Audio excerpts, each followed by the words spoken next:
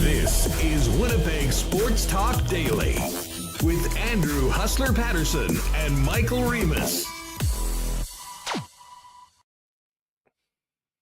Hey, what's up, everyone? Welcome to Winnipeg Sports Talk. Happy Friday.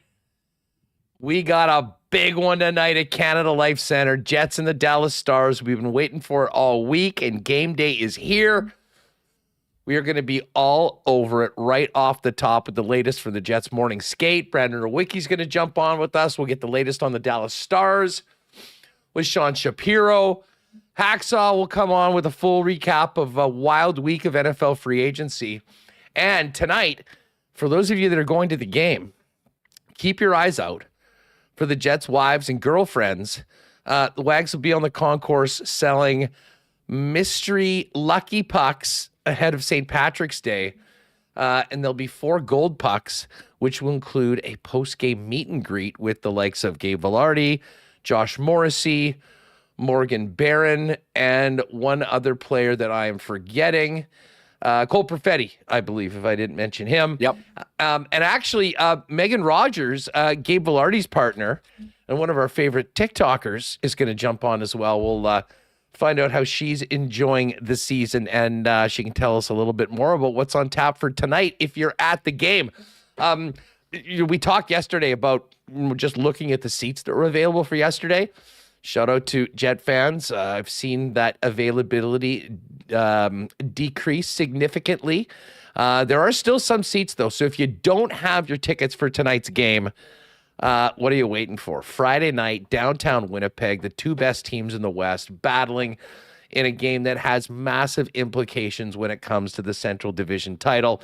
Should be a real good one, so you still have time to count yourself in for tonight, and let's see this place full. And Remis, I have a feeling that this is going to be a playoff type atmosphere at the game tonight. Now, there is a lineup change we'll get to in just a minute.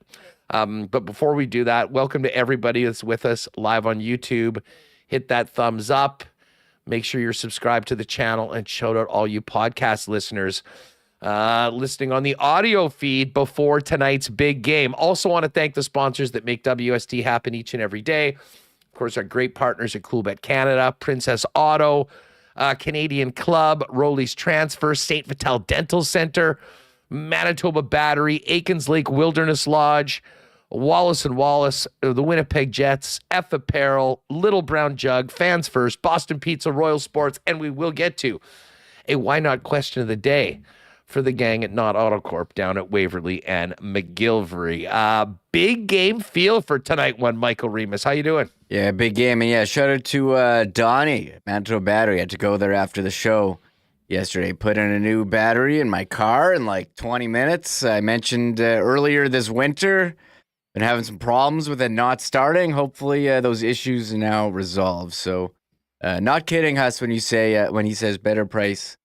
than the big box stores at Manitoba Battery. But for tonight's game, fire it up, man. This is a big one. We talked yesterday about the implications of finishing first, and the Jets giving themselves a much better opportunity to do that with a win tonight. So Heilebuck, Ottinger, both of the team, USA goalies. Didn't we have the USA backup chant last time these two teams played? They've split the series so far. Jets winning here, but losing in Dallas. There is one more meeting between these two teams later on this season. But this is a big one, Huss. I think the players certainly know, even if they say, we don't talk about it. But big atmosphere, as you said, Friday night.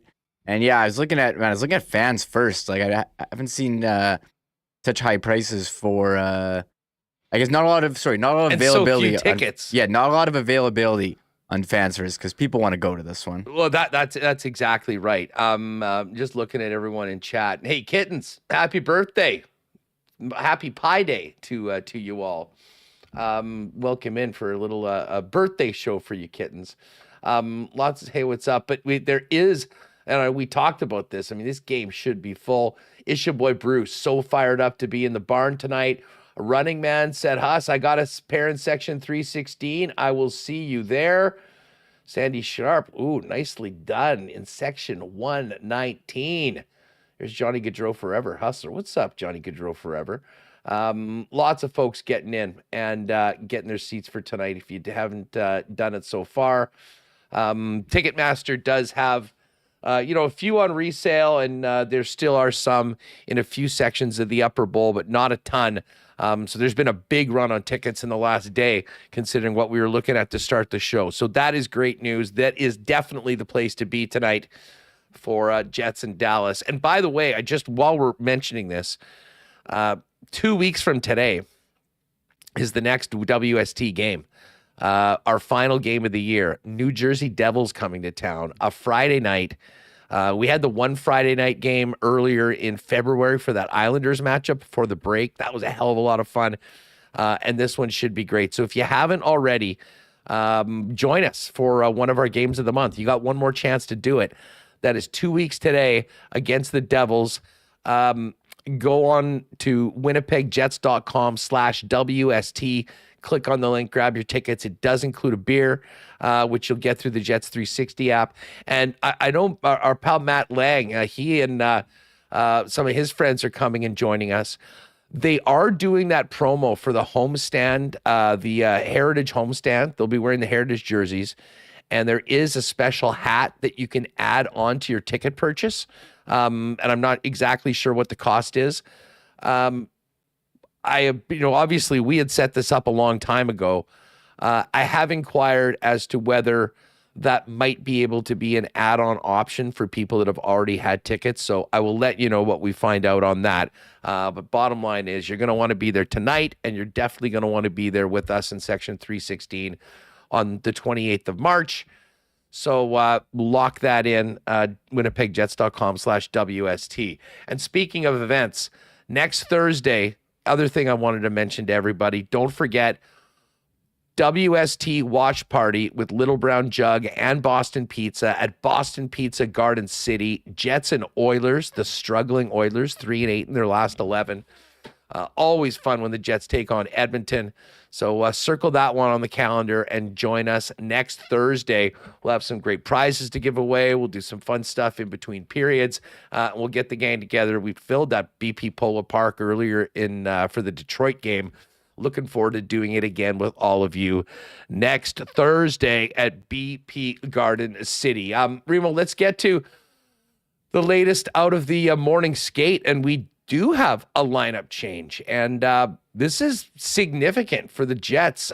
Scott Arniel announced today that Neal Pionk is week to week, so won't presumably play on this upcoming jaunt out west. Of course, they head to Seattle after this game tonight to play Sunday evening. This was the quote from the coach. "It's not from something that happened last game. He's been playing through it, and decision is made now to take care of it, so he's right for the playoffs." That from Mike McIntyre. So with no Neal Pionk, we wondered how would this lineup look? And you know what? Credit to Ken. He nailed this yesterday on the program. Kind of said, listen, if it's a right side defenseman moving out, it'll be Colin Miller coming back in. And that's exactly the way things look. So Fleury and Miller are going to be the third pairing. Luke Shen, the human eraser, he moves up with Dylan Samberg on the second pairing. And of course, Josh Morrissey and his partner, Dylan DeMello, in the number one spot. So, I think it's probably difficult to call it like who's 7-8 on the depth chart, but from my read is exactly what Ken gave us yesterday on the program. And it looks like if there's a left side defenseman, Logan Stanley's likely going in. If it's somebody on the right, it's Colin Miller. And Colin Miller gets the call today with Hayden Fleury as Shen moves up with Slamberg. Yeah, Luke Shen, that addition of Luke Shen has looking, you saw the impact last game when he led the team with blocks and hits, 5 each. But a guy you can bring in, has that big body. Kaliev, who he hit in the corner, like thundering hit. He had to go back to New York. They were on a road trip. Played in Minnesota the next day. So you saw the impact right away. And he's moving up to second pair. That Samberg pair, shouldn't be blocking a lot of shots. We did see Shen play with a bunch of different other players at times. So we'll see. And I kind of agreed with Ken. I was like, well, this seems to be an easy switch. If Pionk's out, bring in Miller, the righty, and Fleury and Miller look good earlier in the year, and we'll get to see them again tonight. So no other changes. Tanev has been motoring around the rink. You see why they call him Turbo.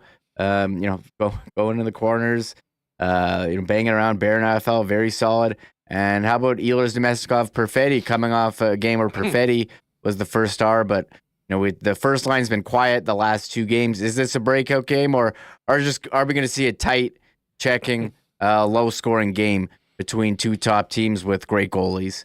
I'll be honest, that's sort of where I'm leaning on this one. I mean, I don't think we're going to see, an offensive explosion. I mean, if you think about the 2 games these teams have played, the Jets were up 4-0 and then gave up a late one in the November game at home. That was the day, of course, of the West Final with that great doubleheader. And then, if I recall correctly, Remo, the game that they played in Dallas was a 2-1 game, and the Stars scored an empty netter, and it ended up 3-1, I think. Yeah, that's correct. So, I mean, if I was betting or wagering on this game, I would probably lean, the under. Just look at the 2 games, as you said. It was a 2-1 game with an empty netter and a very tight one here as well. So I imagine you're getting that time of year, very tight checking. And hey, for the Jets, the last 3 of the last 4 games, I mean, they've allowed a goal. The one exception was the Carolina game. So, I mean, there have been, what Connor Hellebuck's, what he brings, what the Jets' defensive structure brings. And you look at Dallas, their projected lineup here, Huss. They're going to be without Roope Hintz, Miro Heiskanen. That's a big names that they're missing. The other one, Tyler Seguin on IR, Niels Lundqvist on IR. So, Lyubushkin is on the top pair with Thomas Harley, who we saw at the Four Nations. Lyubushkin was posterized by McDavid last week. But you remember that highlight, but we do have Wyatt Johnson, who just signed the new contract on the deadline day, centering the top line with Jamie Benn and newly acquired Mikko Rantanen. Our first look at him. Jason Robertson with Duchesne and Granlund, who they acquired from San Jose, just like a week before. Or was it during the Four Nations? Mason Marchment, Maverick Bourque, Evgeny Dadonov on the third line. We got Oscar Beck, Steele, and Sam Steele and Blackwell on the fourth line. And defense, Harley, Lyubushkin, Esa Lindell, Cody Ceci, who was just acquired, and Brendan Smith and Matt Dumba. So Dallas, they're missing a few guys, but they've played hard all season, no matter who is in or the lineup. So I am expecting still a very tight game here. Yeah, listen, this is still a really good lineup. I mean, the lineup looks a lot more imposing when you got Heiskanen, their number 1 defenseman on the back end, and certainly Roope Hintz, their number 1 center. The Jets are at home. I mean, it's just a huge opportunity for them to really put their grip even more so on number 1 in the Central Division. As we said, I mean, the stakes are high because Dallas does have those 2 games in hand. If the Jets can win this game in regulation, they'll be 10 clear, albeit Dallas will still have those 2 games. But that's a long, long ways. And I think we were going through the playoff percentages yesterday. A win in regulation for the Jets would put them above 90% to win the Central. And as much as everyone would love to see a banner up for winning the Central, the real carrot that is that you'd avoid Colorado or Dallas in the first round and let those teams beat the hell out of each other. Now, a loss in regulation goes from 90% down to 70%. So, I mean, I'm not sure if we're in must-win, can't-lose territory for this game. You certainly want to have it. But for a Jet team, we talked about it, there are real benefits to kind of clinching that first place even earlier, allowing maybe a couple more days of rest for Connor Hellebuck and fully being able to prepare for one of the wild card teams as opposed to getting ready for what will be I mean, that the 2-3 series in the Central, much like the 2-3 series in the Atlantic, is a series that, could easily be a conference final if things and the playoff format was a little different. But what a goaltending matchup tonight, Reem. The top 2 goaltenders for Team USA at the Four Nations going head-to-head again. I'm not sure whether there'll be any U.S. backup chance anymore now that the tournament is over. Jake Ottinger's great, but Connor Hellebuck is the standard right now. I just pulled up Hellebuck's. We haven't looked at his numbers as of late, but through 50 games this year, Hellebuck has 38 wins, 9 losses, 3 overtime or shootout losses. And Remo, his goals against average now with their recent play, under 2, a 199 goals against average. I was looking to see whether they'd crack the 2 mark. They have actually done that. And his save percentage, a league best 927 for goalies that have played the minimum, I believe, 22 or more games. I mean, if that doesn't scream not only Vezina, but MVP on the number 1 team in the league, I don't know what does. Yeah, he's got the goalie quadruple crown, has wins, goals against average, save percentage, shutouts, leading in all of them. And only the greatest goalies of all time have done that. And you mentioned, is this game, people are asking in chat, is this must win, can't lose? I don't think I'm going to say neither. I think it is just a game, but would be nice. If I had to say, I guess can't lose it because I don't think they're in must win territory. But we showed the graphic here from Money Puck, who have stats on their website. Yes, they'll go up to 90% chance to finish first in the division if they win this game, because it is a 4-point game. Not only are you gaining 2, you're preventing Dallas from getting, and it's one less game for them, for them to play. So, yeah. Anyways, I think we know what the stakes are right now. I mean, this team needs to win the Central Division this game tonight, as much as any other this year, other than the other head-to-head game against Dallas, will have the most impact on that race for first place. And just a quick note, we'll do Coolbet lines later on, but I did just pull this up. I was wondering, as we look at Hellebuck with a sub 2 goals against average and leading in every single category and on the number 1 team in the league, his Hart Trophy numbers have actually gotten longer over the course of the last 2 weeks. 2 weeks ago, it was Draisaitl minus 115. Hellebuck was even money at plus 100, and McKinnon was plus 650. It's now Draisaitl minus 149, which is kind of funny for how much the Oilers have been stinking lately. And Hellebuck's now up to plus 190. So if you've been waiting to get in on a little Helly Hart action, don't think you'll be getting a better number than that at any point going forward, especially if he can have another big game and they can shut down the Dallas Stars this evening. We'll talk about that a little bit later on. But the focus, of course, is all on this game tonight. No Neal Pionk, who is out week to week. Luke Schenn is going to move up with Dylan Samberg.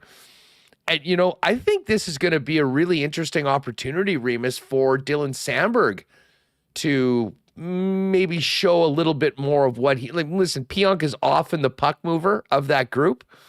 And Luke Schenn's very capable of doing that. But listen, we've seen a much more dynamic skill set from Dylan Samberg, as he's grown into the player that he is right now, really having a breakout season. I think the fact that he's playing with a very different style player in Luke Schenn might be a little bit more on Dylan Samberg to show what he can do puck moving wise. And listen, he's been a rock on the blue line. I'm really looking forward to seeing what that pairing does look like. And of course, we'll see a lot of Josh Morrissey and Dylan DeMello as well. And just one thought on the playoff format. I know you mentioned this in the notes.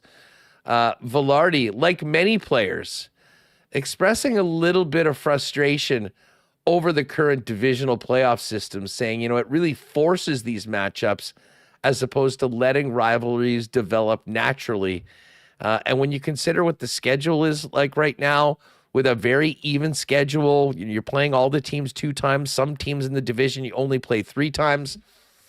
I agree. They are sort of forcing it. But the funny thing is for the Jets, as long as they hold their spot right now, they'd be playing the second wild card team regardless of whether it was the divisional format or the 1-8. So for the Jets, they just need to take care of business, lock that down. A win tonight would go a long, long way to doing that, and then see who they play, which would be the lower of the two wild cards right now, which is basically a battle between Calgary, Vancouver, St. Louis, and the Utah HC. Yeah, the NHL putting out this graphic. If the playoffs started today, what would the matchups be of the Jets against Calgary? And you have Dallas, Colorado, and it is insane that this the league promotes a playoff format where the second best team and the fourth best team in the conference could play each other in the first round.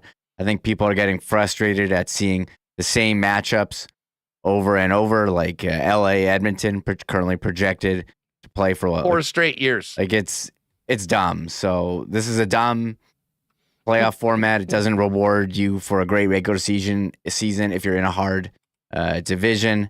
Really dumb. Go back to 1 versus 8. And Pierre LeBrun did write about this in The Athletic. The GMs are having meetings starting Sunday to talk about a number of issues. The playoff format is not one of them. That is a Board of Governors issue. So we'll see what happens there. You know, there's a new CBA coming. Maybe they'll decide to finally end the madness. Like, many times do you see Toronto, Tampa? Like, I think rivalries just happen. You can't just like create them. It's really dumb. It doesn't accomplish that. Reward teams for a good regular season.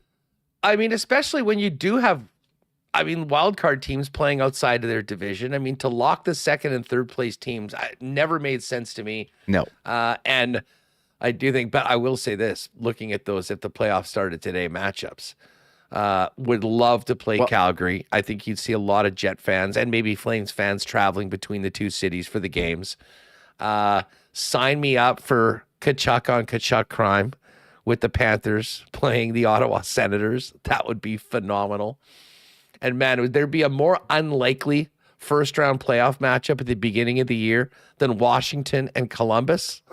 Probably not. But again, seeing the Oilers and Kings, nobody wants that again in the first round. If those teams naturally meet later on because they're winning, okay, fine. But starting it off with that, and man, if you're the Kings, you're thinking, oh my God, not this again. Although the way that Edmonton is playing right now and how great the Kings have been at home, big win last night against the Washington Capitals, maybe they feel like this is their best chance to beat Edmonton because that team, dude, does not look anything like the team that went all the way to Game 7 of the Cup final last year right now. Edmonton, yeah, it's going rough for them. And I think part of it is, the roster, not signing Holloway and Broberg and bringing in Skinner and Arvidsson. It's made the team older and slower. And I do think there is some type of hangover element where you were at the pinnacle last year. You were in Game 7. You were that close. I don't know. I think it's like hard to get... I just remember I said this yesterday. Like Draisaitl, he's like couldn't get up for preseason games, and maybe that just lingers amongst the team. But I do think they're not having as great of a seasons as last year. Nugent Hopkins and Hyman, everything was going in for them. Hyman, was very cold. Nothing was going in, and the goaltending has been inconsistent. Just not going well. Going well in Edmonton. To give you an idea, I just did Lock Shop with Dusty. And I laughed. I go, so how was the text line this morning? I always kind of poke him a little bit after bad games, and he'll get going on just how mad everyone is. But this is the EST parlay tonight for the Oilers Islander game. Arvidsson, Podkolzin, Henrique, Connor Brown, and Kapanen all to not record a point. Oh my God, it's only plus 300. Fading 5 players. I said, well, when was the last time? He goes, these guys have done nothing for months. So instead of betting the team to win or anything, or Connor McDavid, they're just fading 5 guys in the lineup that have been passengers, apparently, over the last little while. So anyway, some fun stuff. Listen, we're going to hear from Coach Scott Arniel in just a minute. A big cheers to our friends at Canadian Club. Of course, the weekend is here. You might be popping into your local Manitoba liquor marts. And let's face it, the liquor marts are looking a little different right now with all the nonsense happening in the trade war between Canada and the United States. But supporting Canadian and having the best in whiskey's never been easier with Canadian Club, the original since 1848. The standard for Canadian whiskey waiting for you. When you pop by your local Manitoba liquor marts, you'll be keeping it Canadian with what's available, but you may as well make it the best. Canadian Club, check out the original, the Canadian Club 100% Rye, Canadian Club Classic, and more at the Canadian Club display at your local Manitoba liquor marts today. A big cheers to our friends at Canadian Club. Hey, as we get ready for spring and summer, folks, many of you may be moving in 2025. And if you're planning on a move, you may as well deal with our friends at Rolly's Transfer, who are the most trusted name in moving in Manitoba, family owned and operated right here in Winnipeg for over 60 years, and get that white glove treatment that Rolly's is famous for. Check out their website at rollys.com, and in the top right corner, you'll see the request an estimate feature.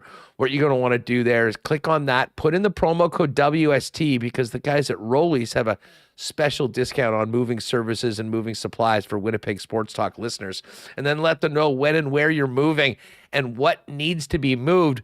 And the friendly staff at Rolly's will turn it around quickly with a great quote for you and get you locked in for moving day and get the white glove treatment from the professionals at Rolly's. For your next move, make it Rolly's. Find out more. Request a quote today over at rollys.com. And I wonder around 3 p.m. who's going to be in the chair at St. Vital Dental Center as the marble race gets loaded up. I think some of the staff are even in on the marble race now, too. It is so great to have Dr. Terry and his gang on board with us.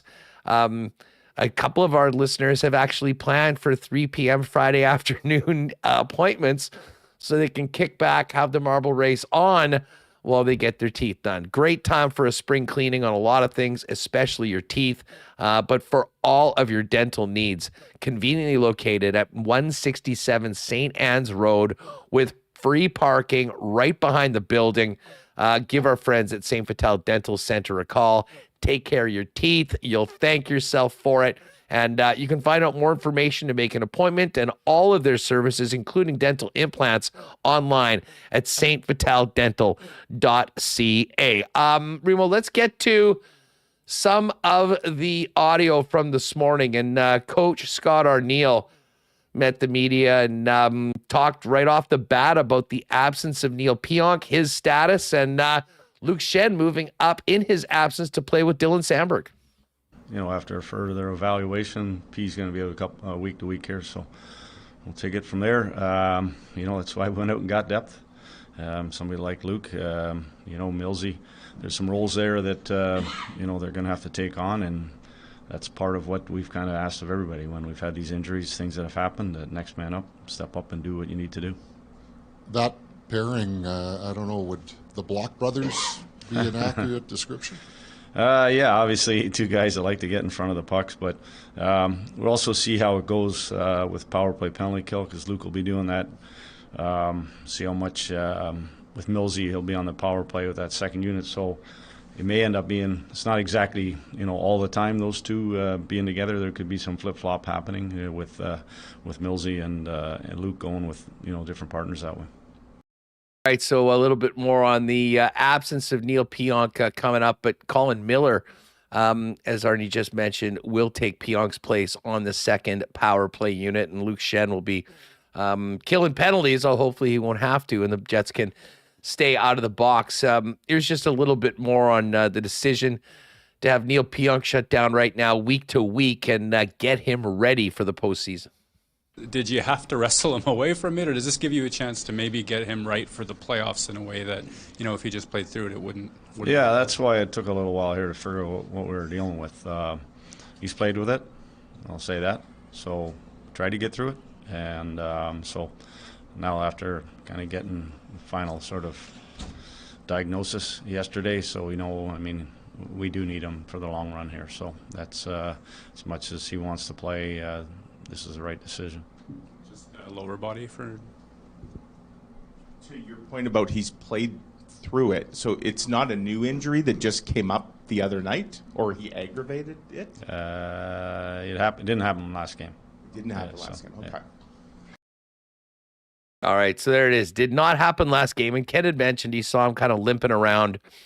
Went out there, played against the Rangers, shut down right now. That means, of course, the new addition to the club, the human eraser, Luke Schenn, moves up to play with Dylan Samberg. Here's Arnie on the newcomer moving up the depth chart.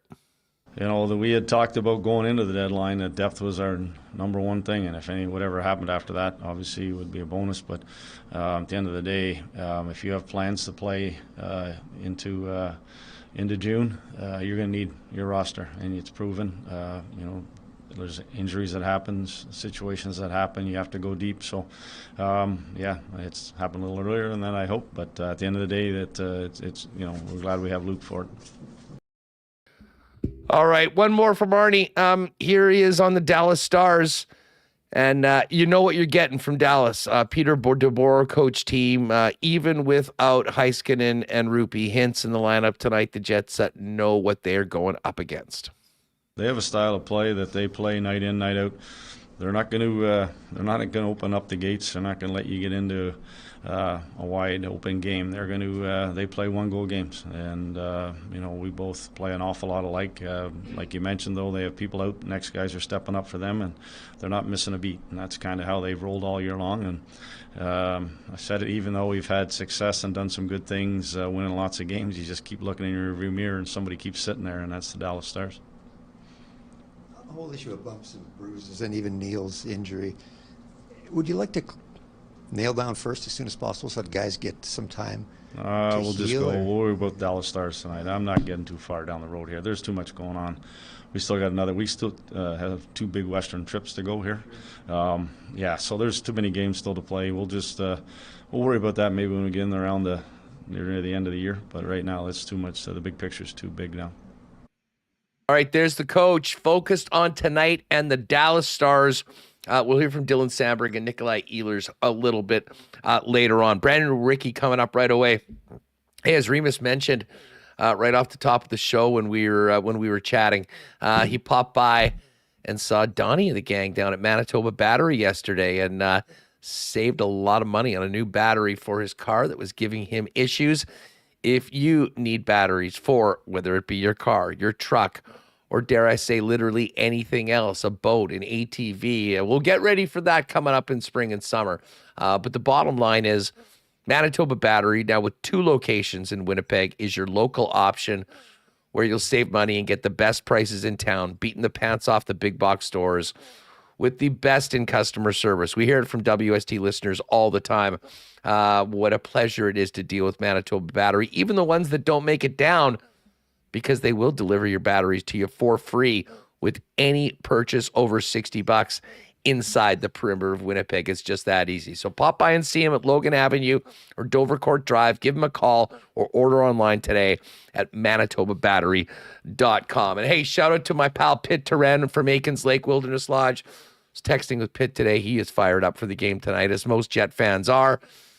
Almost as fired up as I am to get back out to Aikens Lake this summer. Folks, if maybe you've got some different travel plans this summer based on everything going on, why don't you stay in Canada and in Manitoba and experience the one-of-a-kind world-class hospitality and fishing at Aikens Lake, where you can be on the water in less than 2 hours from the city of Winnipeg. And as incredible as the fishing is, the lodge, the food, the Aikens experience might be even better. Find out more about availability for the 2025 fishing season today at aikenslake.com and check them out on all of their social channels at Aikens Lake. All right, let's get Rewucki in here as we get ready for the Jets and Dallas Stars. Brandon, what's up, buddy? How are you? How are you feeling? Yeah, no, I'm doing good, man. Long week, but we're here, so happy to get into it with you guys. So listen, before we talk about today's game, we of course spoke heading into the trade deadline last week. We knew Brock Nelson not only wasn't coming to Winnipeg, but was a Colorado Avalanche by the time Friday's show got going. Mikko Rantanen ends up with the Dallas Stars, and the Jets do get 2 nice ads, but maybe not the big fish. I mean, what's your thought on the landscape of the Central Division now that the trade deadline is in the rearview mirror?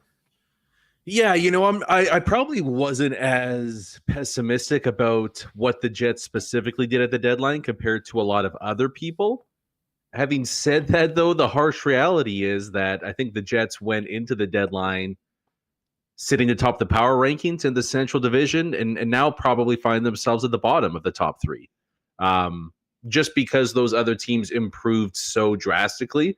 But having said that, too, it doesn't mean that they're doomed for a playoff exit in round 1 or round 2. I just think the odds have somewhat shifted slightly in terms of the other team's favors. But again, it just heightens, and especially with tonight, man, like it heightens the chase for that number 1 spot in the division for the Jets. And 2 more against Dallas. But you win this one tonight, you don't quite put it to bed. But I mean, 10 points up with 15, 16, 17 games to go for the Jets and the Stars there. It does really look overwhelmingly advantageous in Winnipeg's favor there. So, it wasn't a perfect deadline, no doubt about it. But I also don't think it's all doom and gloom here in Winnipeg because they didn't win the day on March 7th. No, listen, I mean, these teams have been chasing Winnipeg all year long. And if you look at previous Stanley Cup winners, a number of them, a large proportion of them really in the last 5-10 years have not been the teams making the biggest, splashiest moves at the deadline. And as you mentioned, it is all about finishing first right now for the Winnipeg Jets. They put them in a great situation. But with the win tonight, we were going through the Money Puck numbers earlier, would have a greater than 90% chance of being first. You lose in regulation, and it's about a 70% chance. It's still in a good situation either way. But, I mean, it is one of those high-leverage games. And as you mentioned, this is the game that you have at home. This is the one where Hintz is out and Mira Heiskanen. It's a big opportunity for the Jets to firmly plant their flag at the top of the Central Division. And Brandon, as we well know, like it's nice to get the banner. It's nice to play a wild card team in the first round. What's more nice is setting up a Colorado-Dallas matchup in round 1 so those teams can beat the hell out of each other for 7 games. And hopefully you're in a much better position playing at home in round 2 against whoever survives that matchup between 2 of the best teams in the league. I know that's the funny part about this. People looking at the Central and being like, how are you going to survive the slaughterhouse? That's those top 3 teams. Well, one way is only playing one of them. Yes. That's probably the best way to go about doing it. And that's why tonight's game holds such value. You mentioned like the injury issues with the Stars. The Jets have a little bit extra rest here. Like, I mean, yes, Winnipeg now has some injury things to deal with as well, but still, this is, overwhelmingly a pretty big opportunity here for the Jets to take advantage of Dallas. I feel like they haven't played each other in forever. I don't know if that's totally true, but that is true. Yeah. I mean, they played in November here. It was the day of the West Final, that doubleheader. Right. And then the Jets lost 3-1. There was an empty netter. I believe it was the 1st of December, and that was right during that period after the 15-1 start where they had that insane schedule, really the only time of the entire season that they had like a 10-game segment where they weren't better than 500, frankly, a lot better than 500. So the timing of that as well. So it has been a long time coming. The team looks a little different, and of course they've got Mikko Rantanen up front after pulling that off and signing him to 8 years. I mean, aside from the Jets and all of this, just speaking of the Central Division, and even more juicy if the Jets can finish the job and get Colorado-Dallas, is the fact that Rantanen reportedly turned down more money with Colorado than he ended up signing with in Dallas, and of course leaves for a month and ends up with one of their top rivals in the same division. I mean, you can't make this stuff up. Yeah, nobody was happy with what went down there, right? I guess his camp will say, oh, it's tax-free, so we actually come out ahead. But yeah, not the ideal scenario we all anticipated a couple months ago. But I'm intrigued. That the reason why I'm kind of really fascinated by the matchup tonight, I mean, one, to see if Rantanen can more quickly adapt to Dallas than he did to Carolina. But I've got a bit of a theory here. I don't know if you maybe would kind of agree with my line of thinking, but I just think when you talk about the top 3 teams in the division and just stylistically how they play and how they match up, I kind of wonder if Dallas matches up well against Colorado matches up well against Winnipeg matches up well against Dallas. And I know you don't want to, light the fire by picking, we want this team in round 2. Like, you got to take care of the business and all that stuff first. But I do wonder if, at least with the PTSD a lot of us still have with round 1 last year, that Dallas might not be a bit more of a better matchup for Winnipeg if they do face off in round 2. So I'm kind of looking at this one with maybe just a slight peek ahead to late April, early May, if you know what I mean, because I kind of feel, I don't feel super confident about going up against Colorado. To me, they're a different beast right now. And I mean, I don't know if anybody can really match up with their elite talent, but Dallas is great. Very few weaknesses, if any. I just wonder if, as far as a matchup goes and how important that is come playoff time, if that wouldn't be a bit more of an ideal fit for Winnipeg and how they like to play the game. I don't disagree with you on that. And again, like, I don't know whether it's still having the heebie-jeebies about what happened in those 4 straight games last year in the playoffs, or just the feeling. I mean, like, even earlier this year, like in the 1-0 win here, like every time like McKinnon winds up and gets it on a stick, I mean, he's just sort of a different breed. And then you add in Cale Makar. I mean, those are 2 game breakers. And listen, Rantanen was always part of that, but I mean, I'm not sure that he is as dangerous maybe not playing with McKinnon. And this is no slight to anybody on Dallas. Hell of a hockey team, great players, love Rupee Hintz. But McKinnon is 1A, 1B in the entire league right there. And then there's nobody that's got anything like Cale Makar, although Miro Heiskanen will be a big ad, presumably, if he's back for the Dallas Stars. Back to the Jets for a minute, though. What do you think about the Luke Schenn ad, and what do you think about the way he looked in game number 1, knowing now that he's going to be moving into Neal Pionk's spot on that second pairing with Dylan Samberg tonight, as Pionk's out for the next little while? Yeah, it's funny. I actually kind of wondered if maybe, again, speaking of stylistic fits and things like that, I kind of wondered if Colin Miller might not be a better fit on the second. Like, he's much more of a, if you're going to pick somebody to mimic Neal Pionk's game, Miller would do so much better than Luke Schenn would. So we'll see how that plays out here. I mean, they've got options for sure. I even wonder if maybe DeMello moving down with Samberg could be a potential move as well. I don't know if Luke Schenn at this point in his career is going to have the mobility and the puck moving necessary to complement Dylan Samberg nicely. Well, to be honest, I brought this up a little earlier. Like, I kind of think we might see Dylan Samberg have the opportunity to show a little bit more of how he's grown. I mean, just the way that things are set up, usually Pionk is the puck mover, but I think we've seen in different situations that Samberg more and more is capable of doing quite a bit of that. And, I think it'll be a little bit of added responsibility on Samberg's shoulders playing with a guy like Schenn. I think there'll be some real advantages to it in the defensive zone. But I am interested to see if his role changes a little bit and maybe he takes on a little bit more that normally is on the shoulders of Pionk when they're paired together. Well, he's going to have to. So we'll find out if he's capable of it pretty quickly. I mean, for Samberg's case, he's done everything in flying colors this year. So like he's been outside of the big all-star defensemen in the division, he's maybe been like just behind, like you have Heiskanen, Makar, Morrissey, Harley, probably just behind those guys in terms of impacts this season inside the division there. So would love to see him take that next step for sure. But we'll see how much of a leash, I guess, Luke Schenn gets on the second pair there. But as far as the actual addition goes, I mean, it was maybe a bit pricey, but again, you're talking about dealing in a seller's market, and you have to cough up an extra 4th-round pick to get something done. You go ahead and do it, and then it was only a couple of games after that the move almost vindicated itself in a sense, where that trade kind of allows you to give Neal Pionk a few weeks of ice off, right? And that's really been the main issue whenever Pionk's had some downturn in his play is dealing with injuries and maybe trying to play through them. If you can get a fully rested, refreshed, healed up Neal Pionk for round 1 of the playoffs because of this addition, I think a second and a 4th to go along with that is a pretty solid price to pay, on top of the fact that he's the only one that's won a cup on this team. And so you could say experience doesn't blah, blah, blah, blah, blah.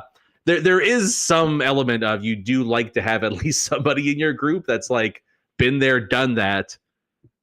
I'm an ear to lean on, sort of a thing. So I like the move then, and it's pretty wild that it's paying off already less than a week after it's happened. Yeah, no doubt about it. By the way, interesting comment from Joe Mama in chat. Joe says, in Colorado, Rantanen actually averaged more points without McKinnon. I won't fact check that or anything. I'll take your word for it. That is surprising to me because I think Nathan McKinnon makes everybody better around him. Although sometimes when you're without a player like that, other guys need to really step up. The one thing that we do know is that he certainly wasn't averaging more points without McKinnon in Carolina. And I do think that, especially without Hintz right now, this lineup going with Jamie Benn and Wyatt Johnson, Peter DeBoer is sort of having to piece this together, not quite what they'd look optimally when everyone is healthy. But again, when you got that much talent that Dallas does, the bottom line for the Winnipeg Jets, they're going to need what they've been doing all season long, playing a great defensive structure, helping their goaltender put up the best numbers in the National Hockey League, and make the most of their chances at the other end. Speaking of chances at the other end right now, Brandon, a really strong game from line 2 against the New York Rangers. Mm-hmm. You looked at the underlying numbers, and line 2 was really good. The fourth line with Morgan Barron in between Alex Iafallo and Tanev was really good.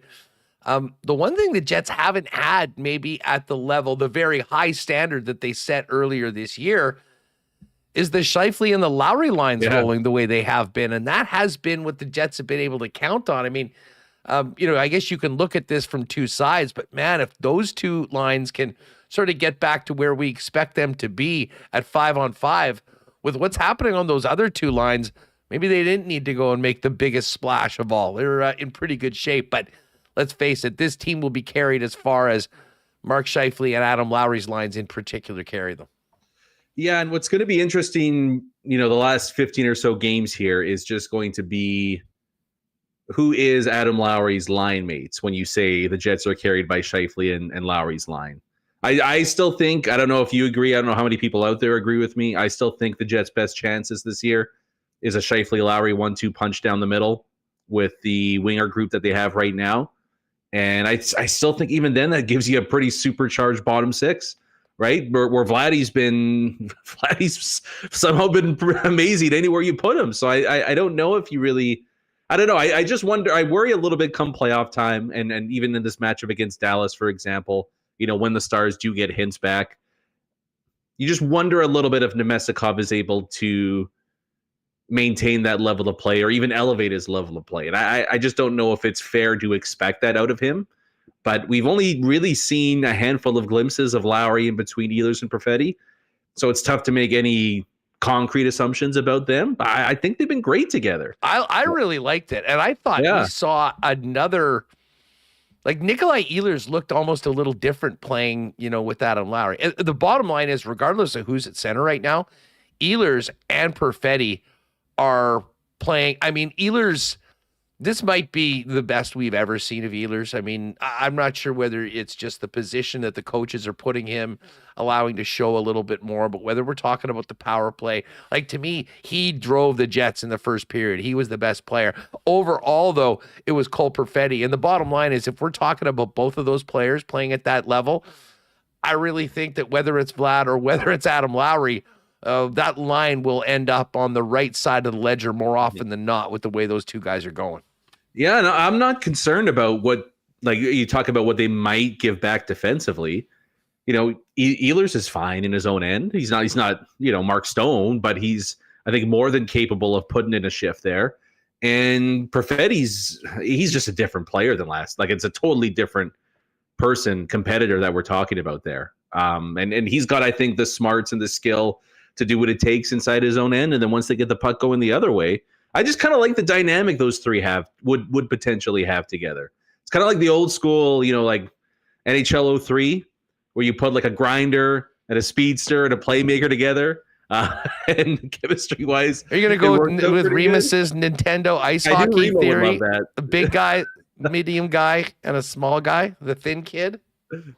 Yeah, so I don't know. Maybe I know it's a little more above the surface than just putting those three together like that. But I think I think there's a lot of potential for them to be a really good second line for the team. And let's face it, too, Huss. Like you said there, it's been a long time since Lowry, Niederreiter, Appleton, whoever else has been there with them. They haven't really scored a ton over the last couple of months. So it's not like you're breaking up this red hot line to try to find a little bit more on the second line here.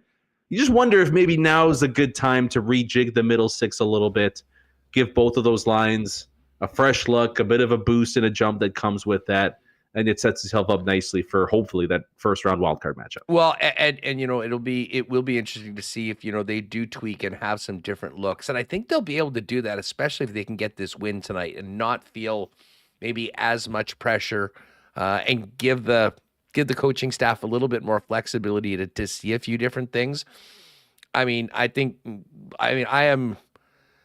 I'd love to see more Alex Iafallo, to be perfectly honest, right now. I think he does big things on that fourth line. But if they were thinking about even tweaking the Lowry line, or if you're talking about moving centers and then, really having a different third line, I've got a lot of time for Alex Iafallo moving up in that role, and Appleton could absolutely move to the fourth line. And I think you'd have a couple You'd really have three guys. An Appleton, Tanev, Morgan Barron third line, I think could be effective as well. Iafallo is the one guy that I think can come in. He certainly handles things defensively. And, with what he can do at times offensively, maybe gives you a little bit of a pop, especially for a line that has been a little chilly, or cold, if you will, when it comes to scoring. And I think maybe a different look at that time, at least to see how that might work and give you some other options if things aren't going well in the playoffs, would be good. Hey, what do you make of the wild card race right now? There's a lot of talk about the Jets winning first and getting that wild card 2 position. As we go into action tonight, Calgary's hosting the Colorado Avalanche, which is going to be a really, really tough game. You got Calgary and Vancouver at 71, Utah and St. Louis at 69. Now, Calgary has the best situation because they've only played 64 games. Vancouver and Utah at 65, and St. Louis needs to find a way with a head-to-head win somewhere to kind of close that gap. But there still is between 16 and 18 games left for all these teams. If you had to lay a nickel down on who will be that second wild card, assuming Minnesota is going to be number 1, where are you leaning right now as we get down this home stretch?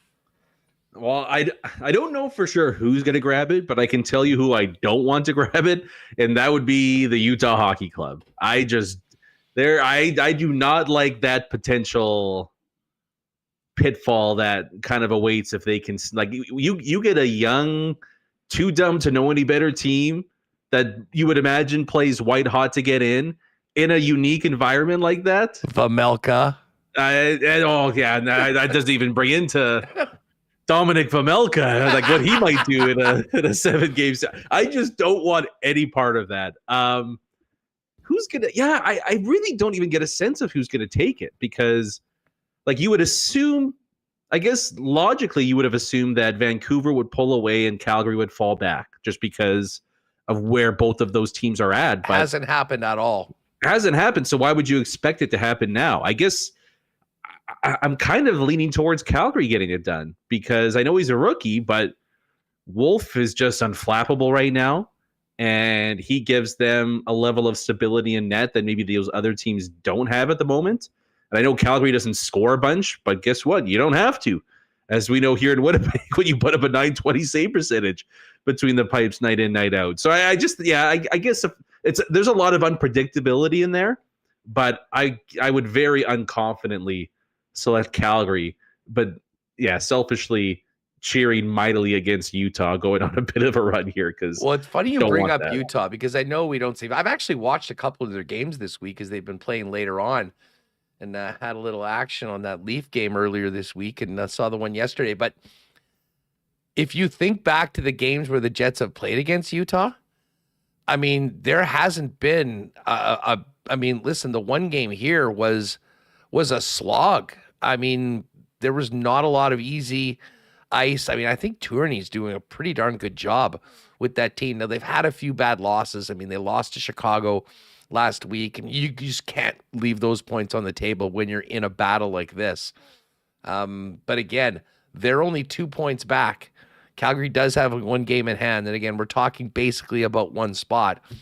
But yeah, all four of those teams. I will say this: if St. Louis got on a big heater at the end and Binnington is playing like Binnington in overtime with the Four Nations, that would be. I just don't think their team overall. Like, I'm not as much of a believer in Robert Thomas, and he's good in Kyrou, but guys that are going to be the difference makers, especially against a team like Winnipeg that's been as good as they have been. Yeah, what I would say, and this is my brother mentioned this to me quickly, is just that look. You could worry about this wild card team, that wild card team. You lose to Calgary, Vancouver, Utah, St. Louis round one. You weren't getting through anybody that mattered. So not much worry in putting too much concern into this, honestly, because if you're a team of that caliber, it should be, don't take it for granted, but should be easy pickings before you get to round two.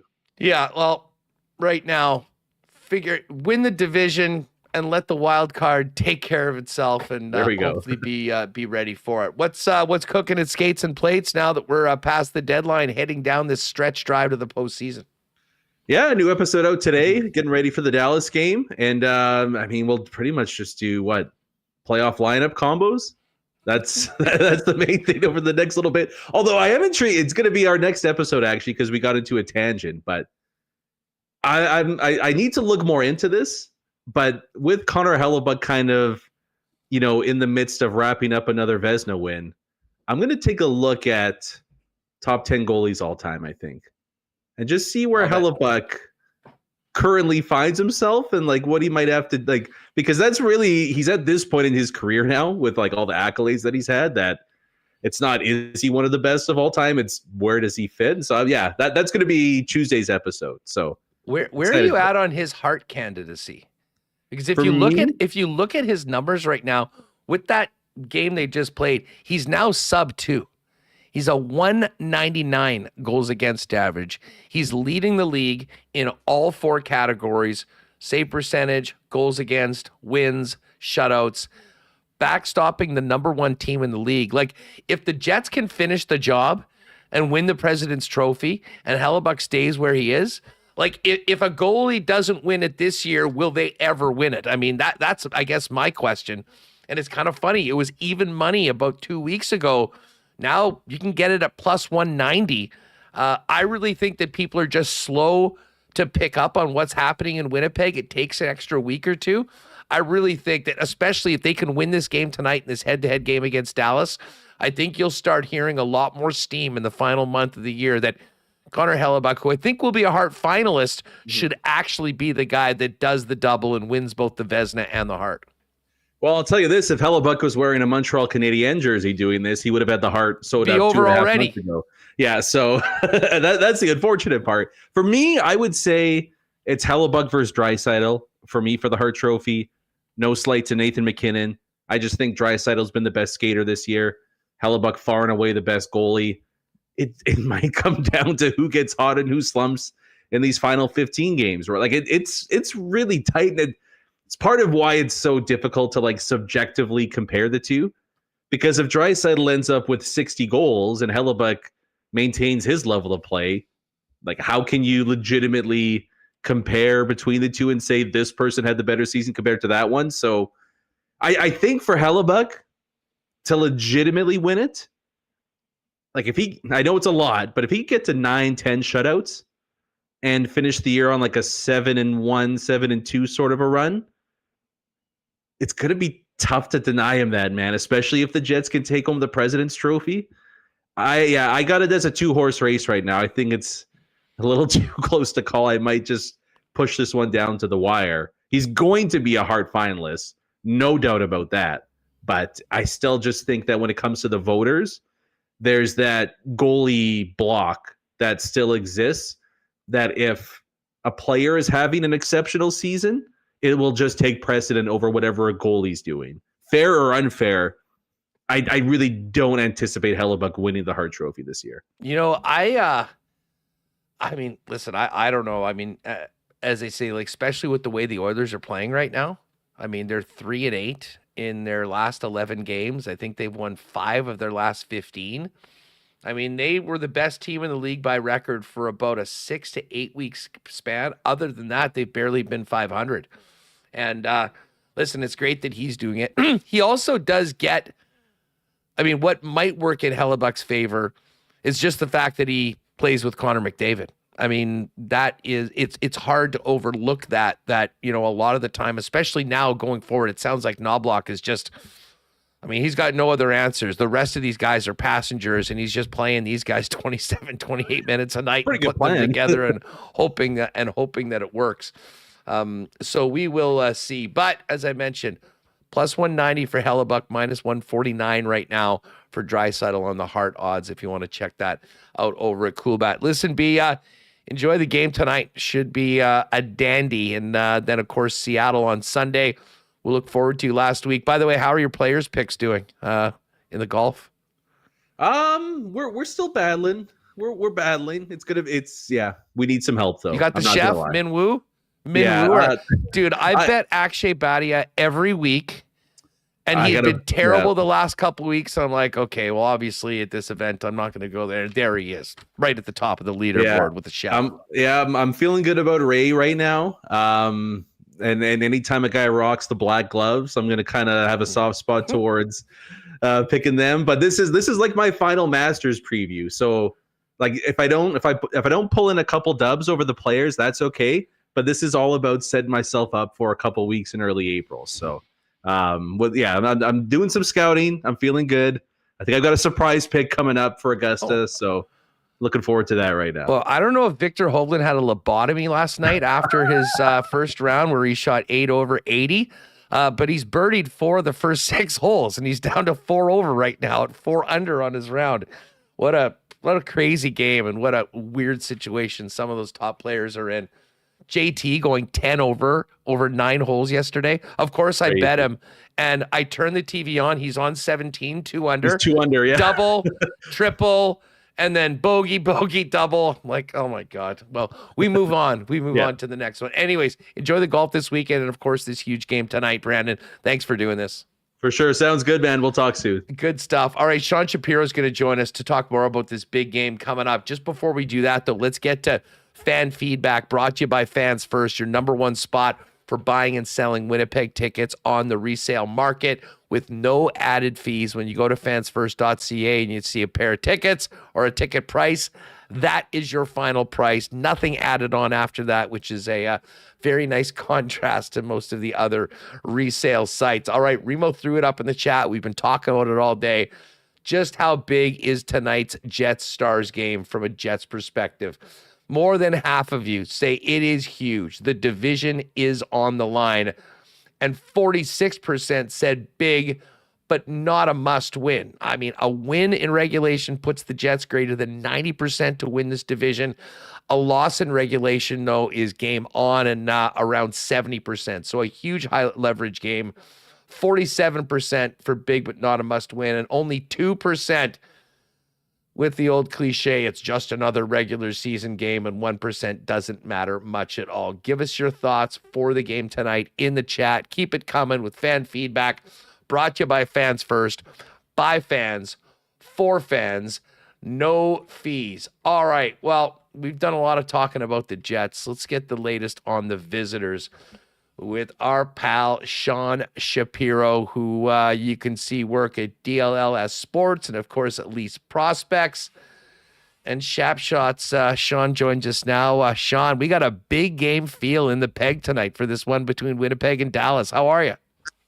Yeah, it's I'm doing pretty good, man. It's I know obviously everyone for anyone who doesn't know, I live in Detroit and I live in this weird sports media world. So when I'm talking about going outside in 60-degree weather Fahrenheit, it is because I am in Michigan and not in Dallas. But yeah, beautiful day. I'm looking forward to sitting on the couch and watching this one tonight, because this is this is a big one. And Stars, from a Stars perspective, and Stars fans, we've been doing the DLS show all week. It's one they've been looking forward to after kind of a weird 3-4 days off between games win this season, which feels like a that never happens right now in today's NHL. Well, no kidding. And I mean, listen, it's going to crunch their schedule as we go forward, having to crunch a couple more games in there, which, could be to the advantage of some of the other Central Division teams. But how they handled this week, I assume they went back to Dallas after the Vancouver game, practiced for a bit, and then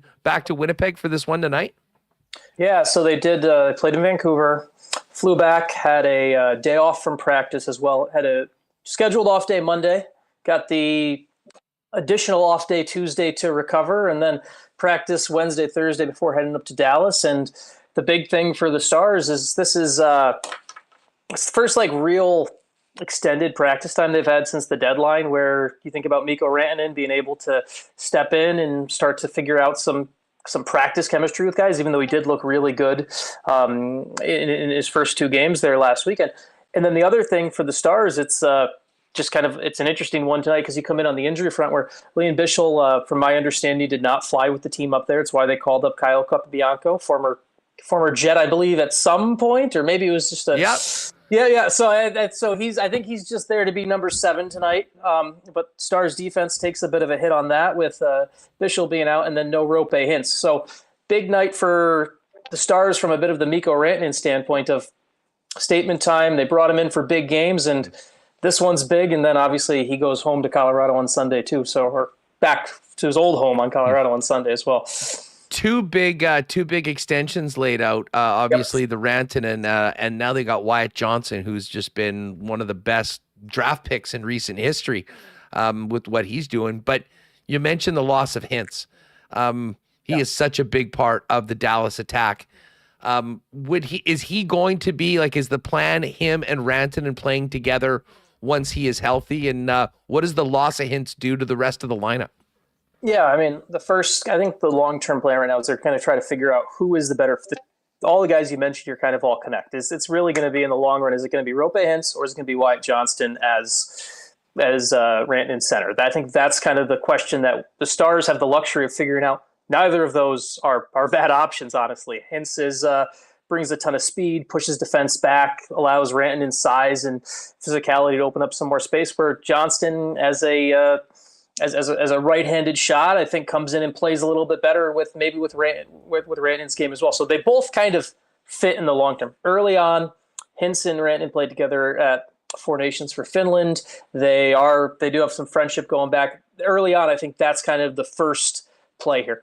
Hintz being out is, from a Stars perspective, and this is why I don't think they're going to rush him back. They could, in theory, rush him back for Sunday. That's something that is on the table. But he is so important to the long stretch run for them. With what he brings with the speed and how he pushes teams back, especially when he's going, you can see how much space the rest of his line mates open up. I think one of the reasons Jason Robertson has thrived recently, too, has been Roope Hintz has been up and going again. Roope Hintz has been pushing teams back, and Robertson has been able to take more and more of that space. So Hintz brings a dynamic to this Stars offense that you don't really find from anyone else. The combination of, it is a team that likes to attack on the rush, but he is the fastest guy on the rush with how he attacks everything. I noticed that Robertson right now is scheduled to be playing with Duchesne and Granlund, and you got Jamie Benn up with Wyatt Johnson. When Hintz is back, do we expect them to be running Robertson, Hintz, and Rantanen as that beefed up number 1 line? Yeah, I think that's a real possibility, and that's something that I think they're definitely going to. They tried to go to it right away. Obviously, the Hintz injury hurt it, but that is definitely, when you look at line 1, that's kind of where they build out. And then for a Stars from a playoff healthy perspective, that Marchment, Duchesne, and eventually a healthy Tyler Seguin, because we are going to see him before the end of the regular season, becomes your line 2, or you have a Ben Johnston, Granlund third line. And that's when we talk about the Stars' depth, where once healthy, as they build out, this is where everything becomes so dangerous for them. Sean Shapiro's with us, getting ready for the Jets and the Dallas Stars tonight, 7:00, Canada Life Center. I can tell you, as a Jason Robertson fantasy owner, I was wondering what the heck was going on with him at the beginning of the season. Is it safe to say that he is back? What have you seen lately from the winger that, at times has been one of the best and most dangerous scoring wingers in the league? Yeah, I think 2 things happened. One, there was a bit of the the long-term impact of, he didn't really get to work out much this summer. He had the surgery on the foot. And so while he was healthy and ready to go for opening night, he was effectively kind of catching up and playing and didn't play a single preseason game. So there's a bit of catch up there. The other thing is with him too, and I think this is lately mentality, attitude wise, he gets left off that Four Nations team. That is something where Jason Robertson is you talk to him in person, he's a quiet, composed player. He's very friendly and everything like that. But I know Jason pretty well. Below, there's a bit of that FU mentality that he doesn't like just that he likes with that when there's a slight that he kind of takes, but he won't say it to anyone. And so him being his play and his play wasn't good enough to be on the Four Nations team. I think there was a bit of an eye opener to that where he jumps out and has taken that as motivation, wants to prove he's going to be part of the 2026 Team USA at the Olympics, and combine that with Rope Hintz getting going. It's just kind of a perfect storm that all came together, and we're seeing the results of it right now. It's kind of funny that you mentioned that because it's a similar story with Mark Scheifele, who has been on a bit of a revenge tour ever since being left off that team. And now Scheif had a great start to the season. I mean, certainly by the numbers, he should have been on it. They made their decisions their own way. And then Scheif scored twice in both games against Boston. The Jets lit up the Bruins. Kind of a little special reminder to Don Sweeney what he's missed. The other guy that's missing right now is Miro Heiskanen, and he might be the most irreplaceable player on the Dallas Stars. What's the latest on him? How's their blue line been handling the loss of Heiskanen, and is he expected to be ready to go for the first round of the Stanley Cup playoffs? Yeah, so as of right now, we kind of look at this timeline where he hasn't started skating yet, and it's with a knee. It's one of those tricky things where you got to see how he skates first before we can apply any more proper timelines.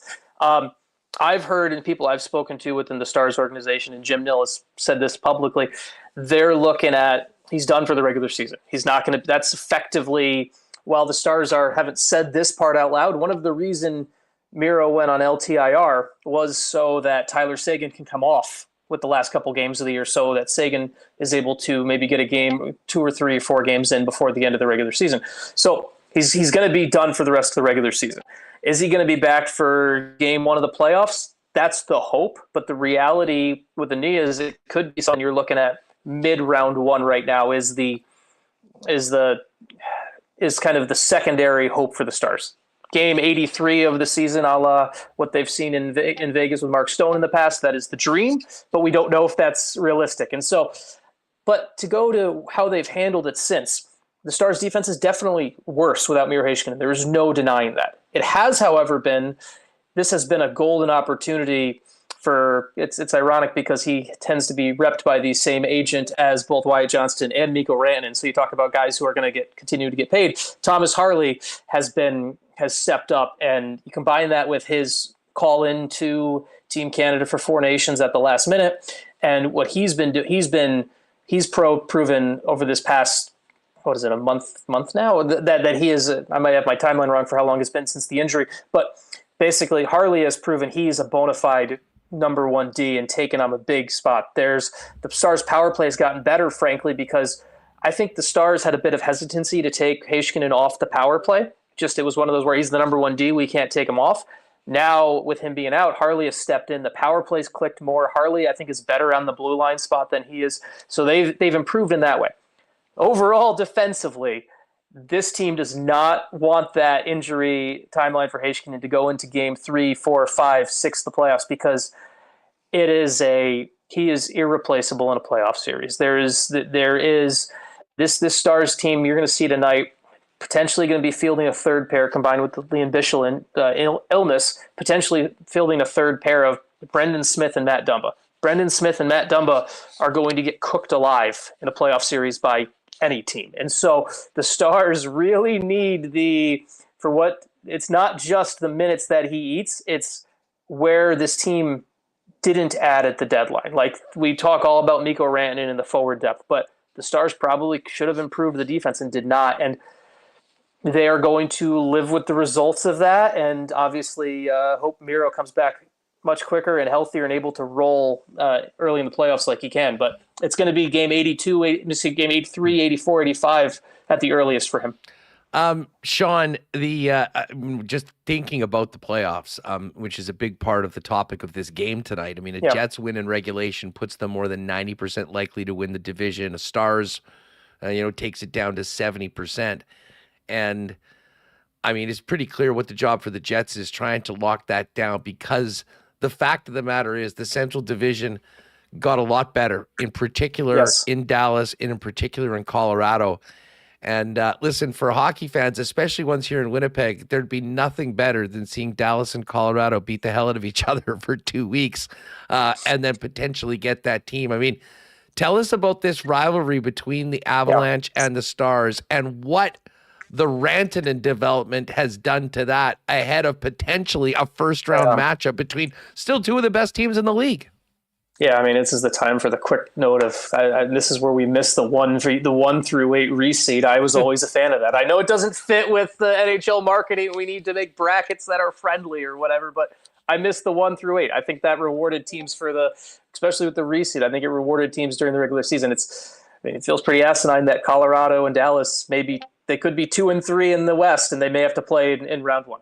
Anywho, the Colorado Dallas rivalry is, to me, from a Stars perspective, it's about the closest thing the Stars have to a realistic rival that has existed over time. They're such a weird geographic spot. Them in Vegas have had some good playoff series last couple years, and there's some animosity there. But historically speaking, Colorado, when the Stars were in their dynasty era, and I know they only won 1 cup then, but they were in that kind of that top time of the franchise history. They always had to go through Colorado, or Colorado was a roadblock they ran into, and that's continued because it's been, these two franchises have so many things that kind of tie them together in addition to the division. Like, I think there's you can have the natural debate going back to that 2017 draft when the Stars picked number 3 and they picked Miro Heiskanen. Number 4, the Avalanche picked Cale Makar. 2 different ways of looking at how the game is played, and they take them both, and their careers are going to be intertwined back and forth throughout the careers. So for me, I love watching when those two go head-to-head, just going all the way back to draft day. The way then this Rantanen stuff adds in. Rantanen was a Stars killer. He was, especially in the postseason. Now he's on the other side. And I know it's going to be – I'm fascinated to see what the response is on Sunday in Denver, because he got traded away.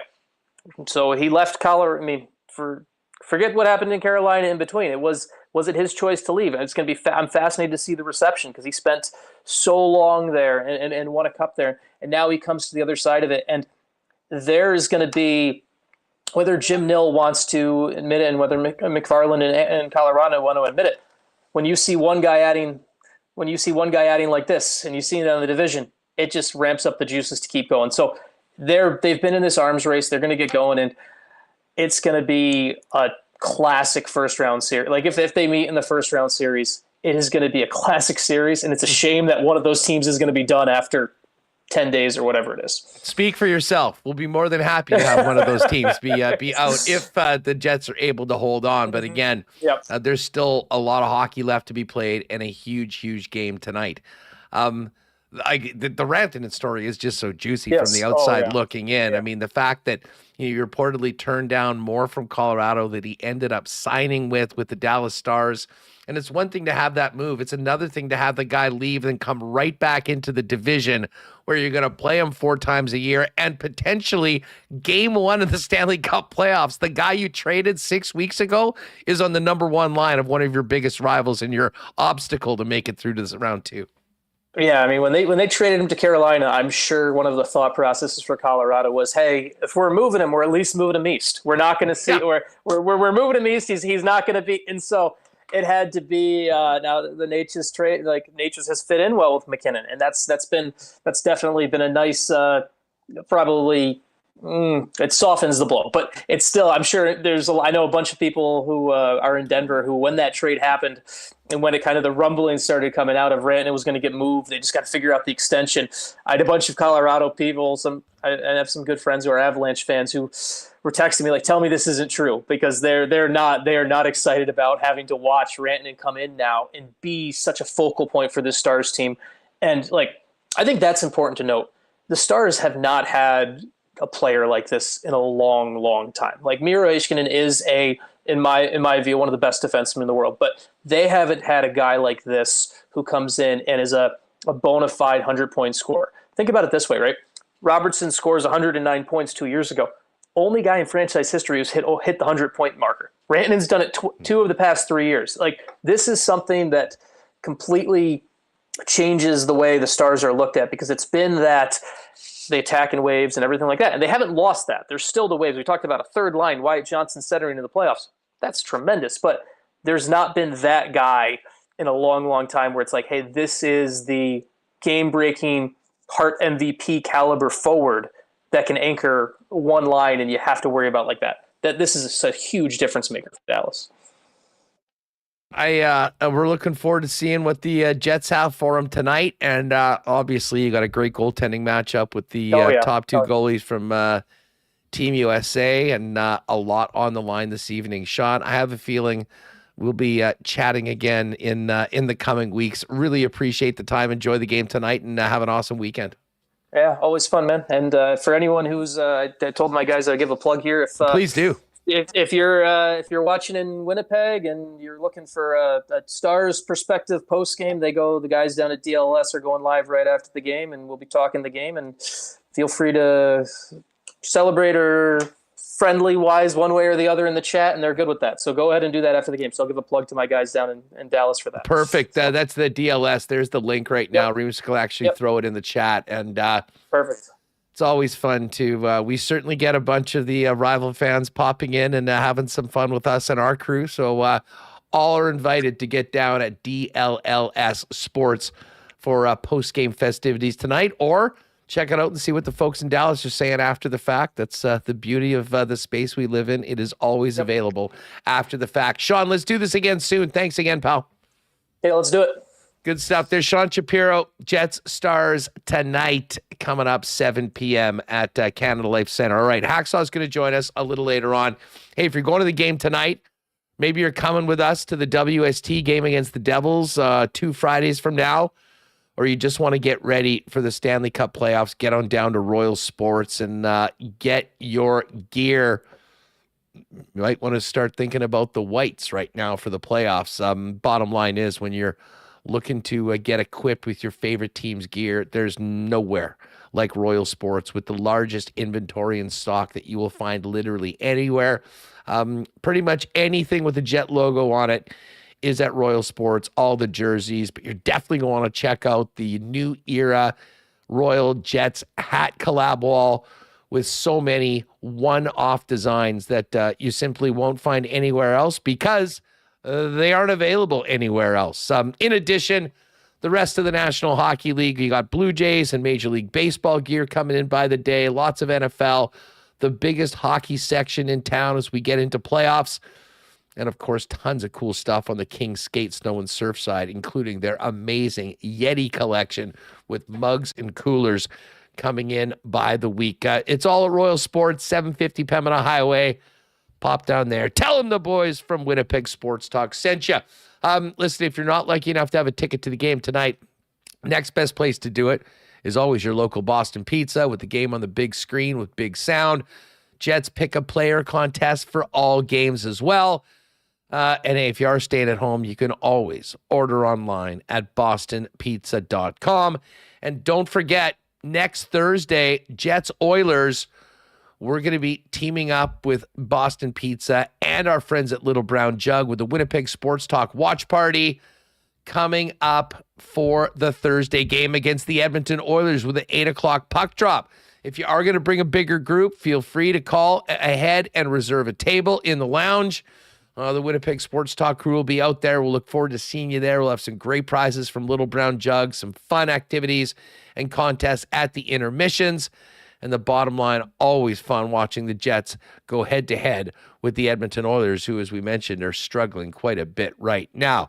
Speaking of Little Brown Jug, the weekend is here. Let's give a shout-out to our favorite local brewery and then get ready for tonight's game with Megan Rodgers from the Jets Wives and Girlfriends telling us about the Lucky Puck promo at tonight's game and finding how she's liking life in Winnipeg. You train day in and day out, learning new techniques, approaching new concepts, and living out the thrill of achieving your goals. Building a craft beer is no different. While you spend your hours on the ice, we spend ours here, brewing our trademark beer. Again, and again. Here's to pushing the status quo and challenging ourselves to build something memorable. 1919 by Little Brown Jug. Gang, when you're at the game tonight, keep your eyes out for the Jets Wives and Girlfriends who are selling Lucky Pucks tonight. And some lucky fans could win a post-game meet and greet with Gabe Vilardi, Cole Perfetti, Josh Morrissey, or Morgan Barron. Of course, it's a huge game tonight, and it is all in support of the Winnipeg Jets Hockey Academy.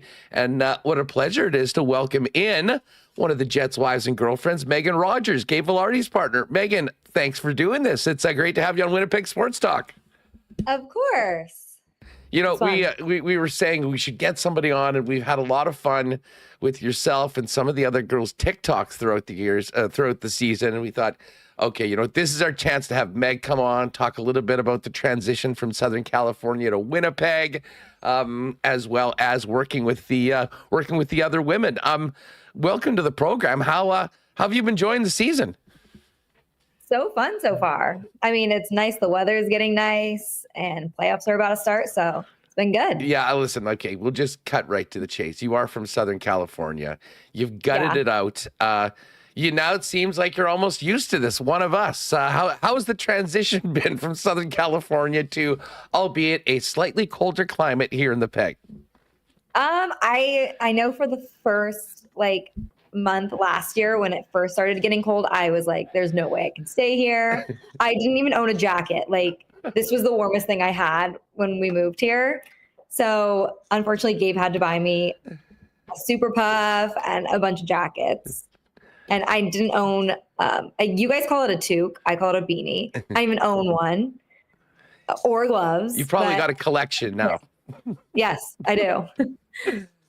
Hey, well, you know what? It's been, it was a little cold, but I'll tell you what, the Jets have been warming it up. And what a great season that Gabe and the entire squad is having right now. We got a huge game tonight. Of course, you and the Jets Wives and Girlfriends do things throughout the year. You know, tell us about, you know, we talk about the team on the ice. It really does seem like there's another team behind the scenes of the women because, I mean, really half the season, your guys are somewhere else playing hockey on the road. How would you describe the relationship between you and the other women? It's honestly amazing. Everyone gets along. We're really into crafting. We are going to be crafting some playoff jackets ourselves. Everyone, I think literally everyone has a dog. So we get together with our dogs and have play dates in someone's backyard. The dogs come inside and they make a mess, but we do a lot of stuff like that. Some of us volunteer, so we hang out together volunteering. What else? Go to dinner, just watch the games together. It's fun. It seems like it's a pretty great support group. And you mentioned the volunteering. You know, a number of you guys have been involved in a number of different things, but I know that you've been volunteering with the Jets Hockey Academy. Tell us just a little bit about kind of what you guys have been doing and how what that experience has been like for you. So I started last year when I got here. I wanted to get involved, so I did WJJ. So I do it twice a week, last year and this year. I'm technically the bench coach. Sometimes I skate, but they make fun of me, so I try not to. I just tie their skates, put their helmets on, tape their socks, just the bench coach. I sit there and give them water. It's fun. They're adorable. All the kids. And listen, I mean, you guys are supporting the Jets Hockey Academy in another way tonight. Folks, there's going to be about 800 pucks being sold. The lucky pucks are going to be sold for $25, autographed and individually wrapped, making it a surprise which Jet star has signed the lucky pucks. Out of the 800, though, there's going to be 4 golden pucks where the lucky fan will win a post-game meet and greet with Josh Morrissey, Morgan Barron, Cole Perfetti, or Gabe Vilardi. And, another great way to obviously support what the organization's doing, what you guys are doing, and, meet some of the fans. And I will say this, of all the things that, you can sort of get, whether it be at the pro shop or through this is a really unique one because, of course, some lucky fans are going to meet some of their favorite players after the game. Yeah, no, it's awesome. And you get a signed puck regardless if you win or not. So those are going to be set up tonight on the concourse. Just for folks that don't know, the Jets Hockey Academy supports about 700 students from socially and economically challenged schools in Winnipeg, increasing their connection to school and community through hockey skill development. And I'm sure through your work with that over the last 2 years, you've seen some of the real benefits that some of these kids have that might not have the same opportunities that others in our community get. Yeah, definitely. Well, I love this. This is always fun. And hey, St. Patrick's Day weekend, everybody wants to get lucky. This is a great way to do it tonight at the game. Megan Rodgers is with us. You mentioned the relationship between the Wags. I got to say, last year, the jackets you guys did was showstoppers, and you mentioned it in a minute. Remo and I were talking. I wonder what they have up their sleeves for the whiteout in the playoffs this year. Or we know the Jets are going to be in the playoffs. I think that's safe to say right now.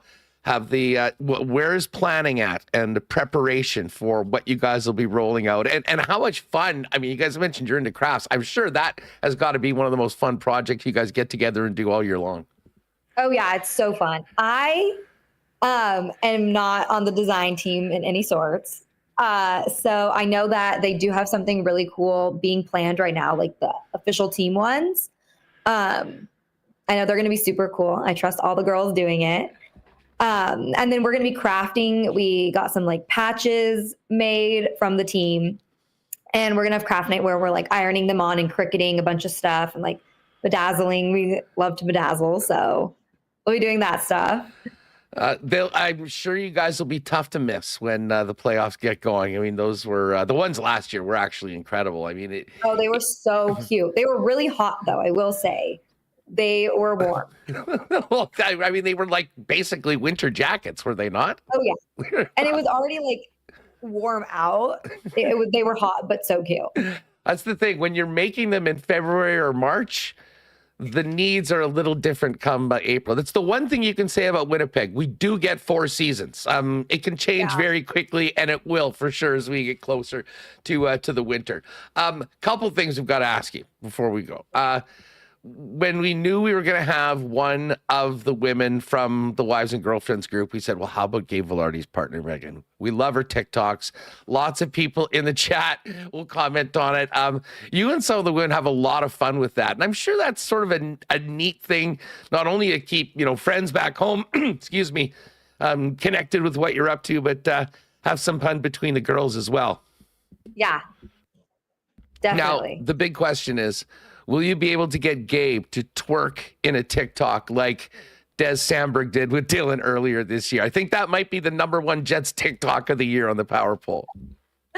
Honestly, I don't think he will. He does not want to be in any of them. I have tried my hardest, and it's always a no. So we'll see. Well, you could have another partner. You became a dog owner this year. How is that? And people love dogs on this show so much. I don't know if he's kicking around, but what has that been like? And I guess that's a great companion when Gabe's on the road.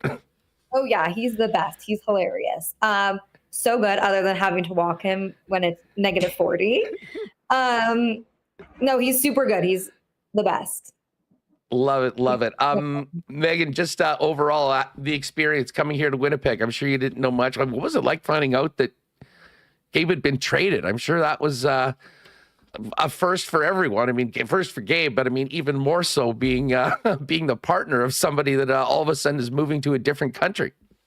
Yeah, it was scary. I had never even heard of Winnipeg, honestly. So it was a very culture shock to come to the cold and Canada because it was my first time being in Canada too. Well, you've toughed it out. We're here right now. The Jets are in first place. The whiteouts are coming. The best time of the year is the playoffs.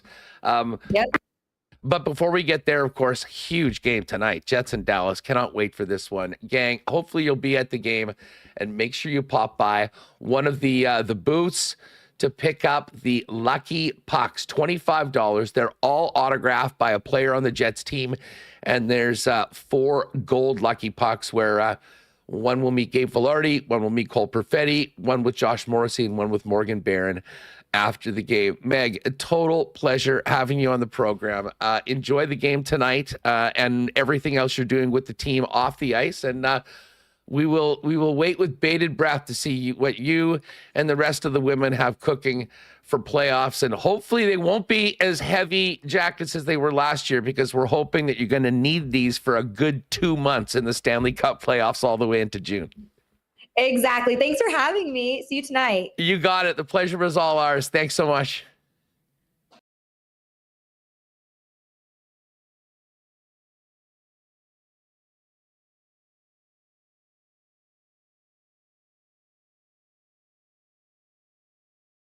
Where you can grab those autographed Lucky Pucks, and good luck to all you WSTers to maybe get one of the 4 gold pucks for the meet and greet with one of your favorite Winnipeg Jet players. All right, Hacksaw is going to join us in a couple of moments. Do want to thank our friends at Princess Auto for their wonderful support of WST, and of course all the sporting entities here in the province. Listen, Princess Auto is synonymous with Winnipeg, founded in Winnipeg, headquartered in Winnipeg, and now coast to coast, but with 3 locations to serve you. Panet Road, Portage Avenue West in the city, and of course, the Brandon location for our friends out in Westman. Princess Auto is where you'll find the best deals on the most unique assortment of tools and equipment around. Everything you need to complete the projects on your list or start something new is at Princess Auto. And of course, you can also shop online 24/7, 365. And hey, shout out to our friends down at Bell's Kitchen and Music Hall. If you haven't checked it out, right by the Princess Auto headquarters out over on Nairn, you're missing out. Unbelievable barbecue, really great concept. But they've just about finished the massive new sign outside, which is going to immediately be probably the coolest sign in the entire city of Winnipeg. So check that out the next time you're in the neighborhood. Hey, our friends at Wallace & Wallace have been doing great work since 1946 as the leaders in fencing and overhead doors. Got a couple of really nice emails on Wallace & Wallace over the last little bit. We had Joanne Remillard, who popped by and said she was so impressed with the service that she got when she accidentally closed her garage door, and was really appreciative. They got everything done the next day. And then I got one from Kenny's water bottle yesterday. Hey guys, just want to let you know I used Wallace & Wallace for a recent garage door replacement. They made it easy with discussing options, scheduling time for the job, and payment process. Quick and easy, all done in 1 week. So if you've got fencing needs or if you've got overhead door needs, take it from WST listeners that have used Wallace & Wallace. They are the best in the biz. Give them a call at 452-2700. They'd love to come down and give you a free estimate on the job that you need. You can check them out online, wallacefences.com, wallacedoors.com, and you can also pop by and see them in person at Lawson Crescent, just off of Kenniston. And hey, guys, spring is just around the corner, and that means graduations. We're going to be getting into wedding season. If you need to up your menswear game, now is the time to get down to F Apparel at 190 Smith Street downtown with the best in custom suits, custom chinos, golf pants, custom shirts, both tucked and untucked styles, the best menswear accessories in town, and 2 great promos going on right now. If you've got a 2025 grad, get on down to F Apparel. You'll get a free custom shirt and tie with the purchase of any suit for a 2025 graduate.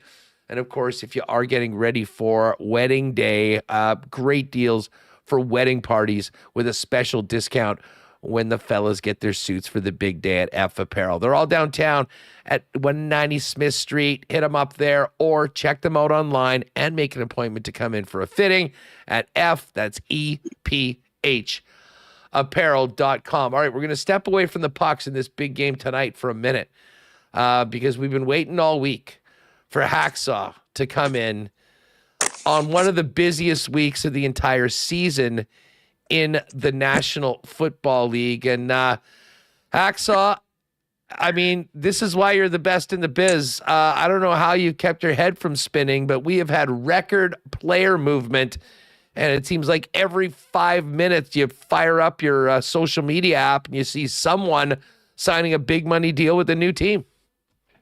WST, good afternoon. You are correct. My head just about fell off my shoulder. In 4 days, Hustler, 204 players have changed teams. 204.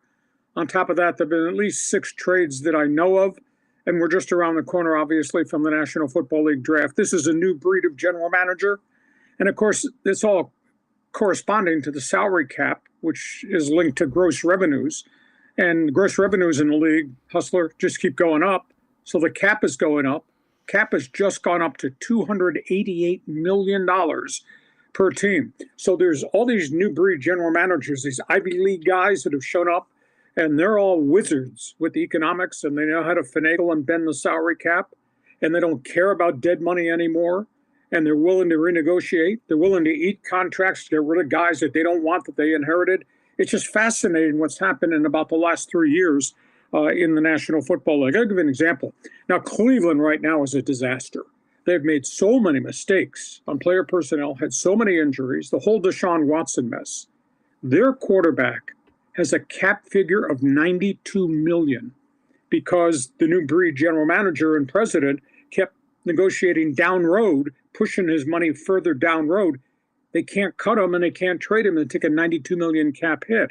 Aaron Rodgers, who the Jets just ate the contract on, that's a $49 million cap hit. They made a mistake, but because the cap has gone to $288, they can swallow some of that money and just worry about it a year from now. So, but like I said, 204 guys changed teams in 4 days. I've never, ever seen this. And Andrew, I've been doing this for a long time. I've been doing this before there was free agency, as we know free agency now. This is amazing. Well, it's tough to go through every single. Is there a team or two, though, that you think has been sort of big winners? I've been impressed with what the Bears have done, both through trade and free agency, in particular to bolster that line that almost got Caleb Williams killed last year in his rookie season. Yeah, let me run through this. We'll start with the winners. New England. They signed 8 guys right out of the gate. 6 of them are starters off other teams. These guys are all going to start in Foxborough. They all are cut from the same cloth of Mike Vrabel, which is play hard, grind, and be ready to do the job. I thought Vrabel did a great job. He got 5 defensive starters from other teams who are going to go into the lineup immediately in Foxborough. He still needs help on the offense for the quarterback, but that might come through the draft. But him getting Milton Williams, the big defensive tackle, a great young player from the Eagles, and him getting Dre Greenlaw, who's now totally healthy, the 49er Pro Bowl linebacker. Man, that's great acquisitions there. Kansas City, they lost some players, but they've replaced them with bigger, tougher veterans. They've added something they haven't had in the last group of years. Elijah Mitchell's a tough guy running back, and I think he's going to be a nice complement to what they've got in Kansas City with Pacheco and with Kareem Hunt. So I think Mitchell was a pretty good acquisition, and they got Christine Fulton, who was a pretty good cover corner with the Chargers, a little bit nicked up last year, but he's going to step in because they lost some people on the defensive side of the football. Across the border from you, I love what the Vikings did. They went and they got 2 big defensive tackles in Jonathan Allen out of Washington. Javon Hargrave was highly paid to go to San Francisco, got hurt, and the Niners had to chop him because of cap issues. He's healthy, and they got the right side of the Indianapolis Colts offensive line. So the Vikings hauled in 4 starters. I thought they had a really good day. I think Green Bay's done well. Didn't do a lot, but they got Aaron Banks, a starting Pro Bowl guard from the 49ers, who's a cap casualty. And they got Nathan Hobbs from the Raiders, a young cornerback who can run, who they've been working really hard in Oakland and Vegas to get ready to be a star. And then they lost him to free agency, so he's gone to Green Bay. And you allude to the Bears. They made 2 trades, and they signed a free agent center. They brought in 2 really good offensive guards, Joe Thuney from Kansas City and Jonah Jackson from the Rams. So they've added 3 new people up front in front of the quarterback who took 50 quarterback sacks this past season. Rams, Devontae Adams, huge acquisition, got a big defensive tackle from the Chargers, Poona Ford, and Buffalo right out of the gate. Joey Bosa, Very affordable contract, and they got Josh Palmer, big play, 6'5" wide receiver down the field, got him from the Chargers. So those are the ones that did the best. Like I say, it was just active. I mean, the batteries in my phone went dead because there was so much stuff. I was getting so many texts and swapping information with guys in the network where they're just absolutely amazing. Hacksaw, let's quickly touch on the QBs. There has been quite the carousel. I did not have Seattle punting on Geno Smith on my bingo card, but he is now a member of the Raiders, and they immediately go and sign Sammy Darts out of Minnesota after Darnold had that great season up until the final 2 weeks of the year. Just thoughts on what has happened and what hasn't happened yet. In particular, stop me if you've heard this before, another saga of drama over the future of Aaron Rodgers. I said about 2 weeks ago, I think, that there'd be one domino that would fall that would then start all the other dominoes falling in the quarterback derby. And the domino was Matthew Stafford. The Rams never wanted to lose him, but they gave him the opportunity. They gave him one calendar week to go talk to other clubs, and he talked to about 4 different clubs. Stafford elected to go back. Instead of going to a bad team for a payday, like the Raiders, like the New York Giants, go back to the Rams. He got a significant amount of money on the first year guaranteed, 40 mil plus 27 guaranteed. There'll be a second year attached to that if he has a good season. So he's going to finish up in LA, and he's the heart and soul of that whole thing with the Rams. The Rams never wanted to lose him. If they were going to trade him, they wanted number one. Well, nobody's going to trade a number one for a 37-year-old quarterback. Raiders, I was told, offered a 3 and a 5, and Rams said, no, we want a 1. That's because the Rams wanted to keep him. So the Stafford domino fell back into the Rams' backyard, and that opened up everything. Minnesota walked away from Darnold, did not want to franchise tag him at $40 million. They didn't think he was worth $35 million per year on a long-term extended contract because they believe they got the future right now in J.J. McCarthy. And then, of course, they lost Daniel Jones, who wound up going to Indianapolis. Seattle jumped in after they said no to Geno Smith. And Geno, he throws for yards, but he turns the ball over, etc. They really haven't won a hell of a lot in Seattle with Geno Smith, and he wanted $40 million. Seahawks said absolutely not, and within hours, he was gone to the Raiders, and then here came the contract offer to Darnold. I raised questions, though. Darnold goes there for the payday and to be the starter, but they have nothing left. They got rid of all their wide receivers. I mean, Metcalf is gone, and T.J. Lockett is gone. Their tight end is gone. Don't have a good offensive line. Running backs can't stay healthy. So Darnold got this payday to go to Seattle, but there's nothing there around him. I think it's going to be a really hard season for Sam Darnold. Daniel Jones, the ex-Giant starter who was surrounded by bad things and then wound up in Minnesota at the end, he goes to Indianapolis. He's going to compete for the starting job with Anthony Richardson, but they don't have a good team. They lost the right side of their offensive line, the Colts student free agency. And as we sit here on a Friday afternoon, waiting for you to bring the frosted glasses with the 1919, Minnesota, who's your starting quarterback if it's J.J. McCarthy's not ready because of the double knee surgery? Pittsburgh doesn't have a starting quarterback. Giants don't have players, and they don't have a starting quarterback. There's not a hell of a lot of them left. Wild card out there is Kirk Cousins. He's asked to be released. Atlanta says no, at least as now they've said no. Second wild card is you got the draft with Cam Ward. You got Shedeur Sanders. So the hot rumor is the Raiders are trying to trade up to get to Shedeur Sanders. But you just traded a third-round pick to get Geno Smith. Why would you do that?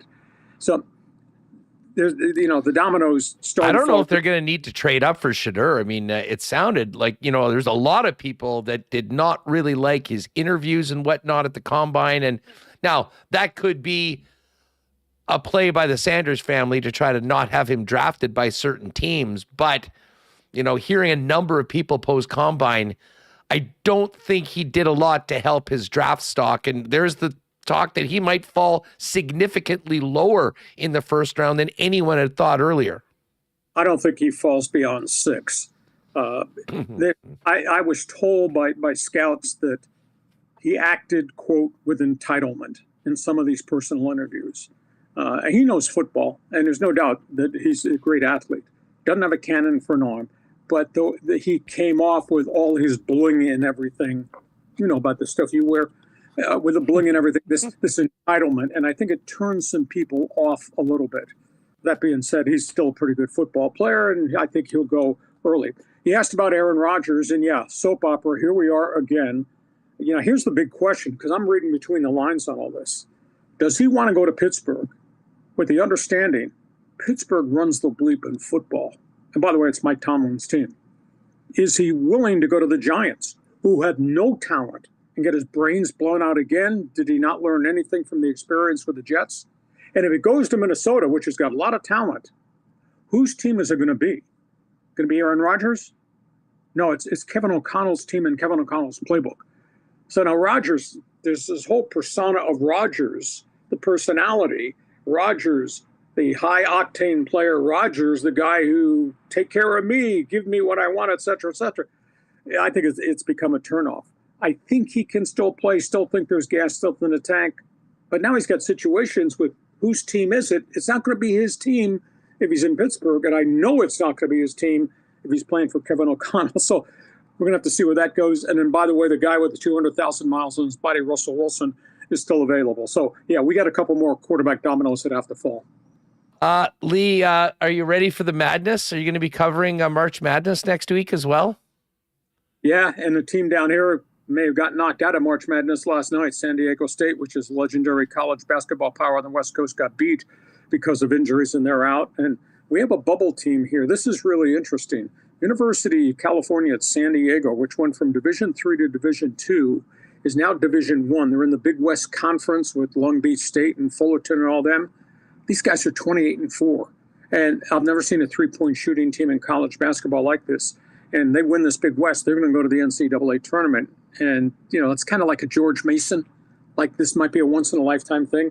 That's kind of cool out here because we have no college basketball on the West Coast with the death of the Pac-12. UCLA has just become a shadow of what the program was because they're on a plane all the time going to play Big Ten games. So, yeah, we'll be playing March Madness. And if that's not enough, we got the opening of the baseball season in about a week, and everybody here is talking Dodger Blue.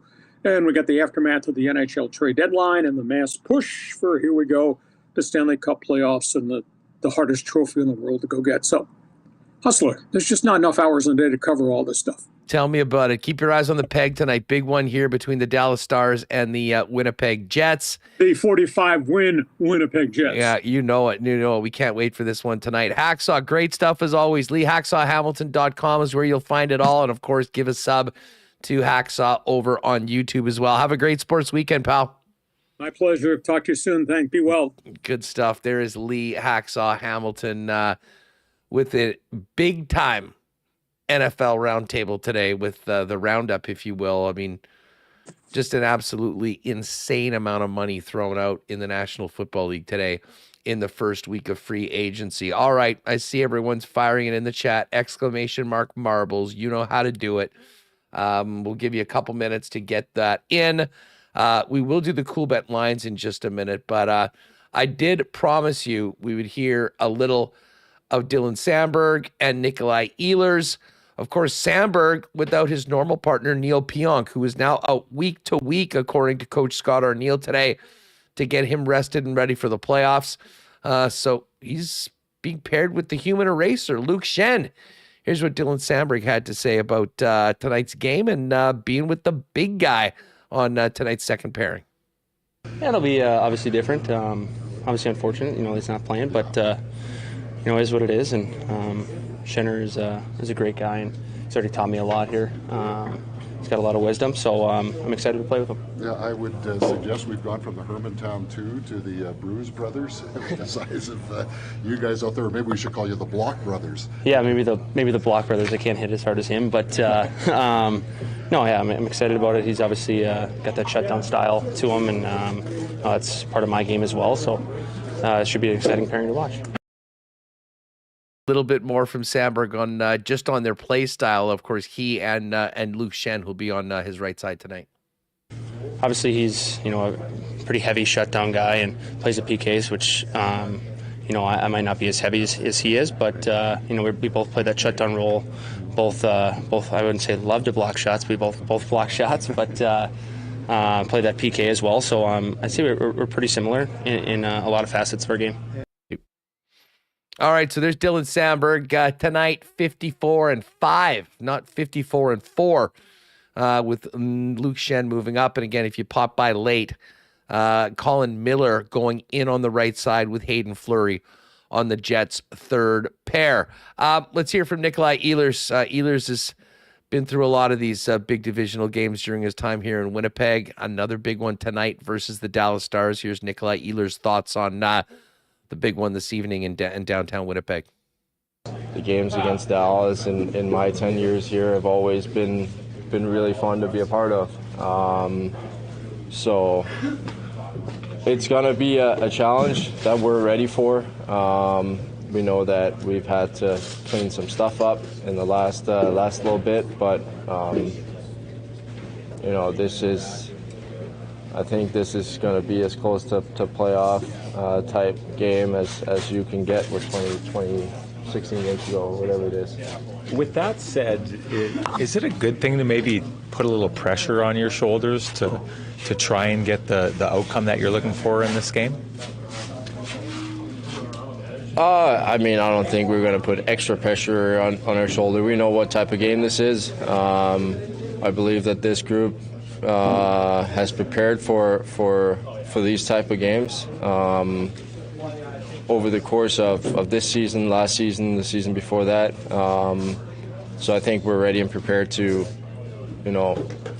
play the way that we need to win that game.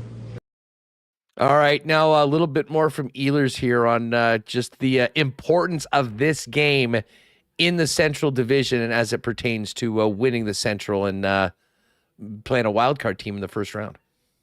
Well, it is huge. You're getting closer to the playoffs. You want to put together you're never going to put together a perfect game, but you want to get as close to that as possible. You don't want to give anything up easy. You want to make them work for it. And I think at times we've been able to do that. But, we've been trying to get better and better every single game, every single day. We do the meetings that, are great, and we try to work on the stuff that we talk about. So I think that we've done a really good job at listening and watching the video. And also doing it better out there on the ice. But I think at the end of the day, like I said, you want to get really close to a full 60 and not give up stuff easily. So that's something that I think we can still do a little better. All right, some real good stuff with Nikolai Ehlers.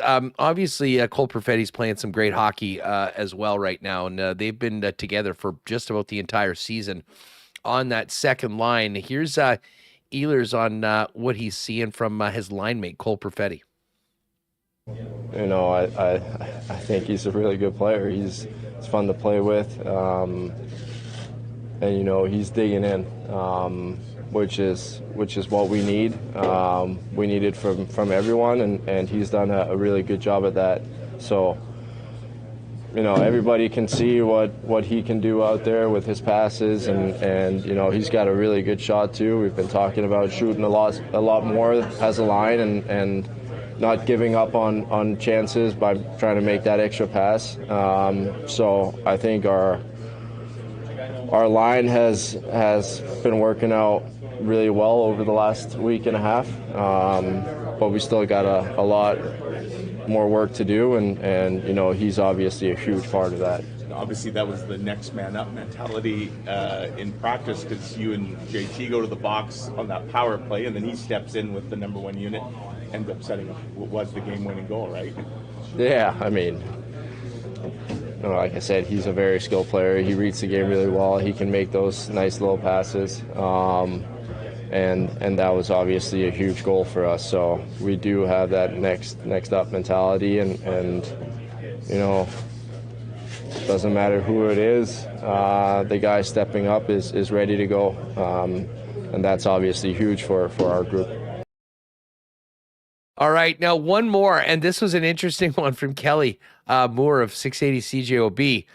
He asked Ehlers if this is the time of the year where you have to defend yourself a little bit more, in reference to the whack he laid on JT Miller in the game on Tuesday night.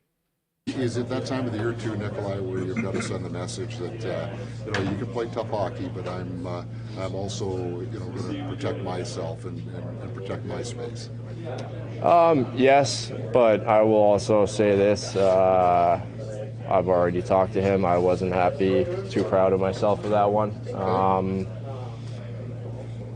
Wasn't meant to be that violent, if you want to put it that way.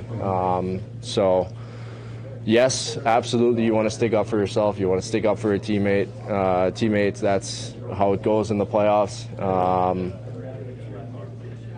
But you can do it in different ways than what I did, and that's something that I want to, work on.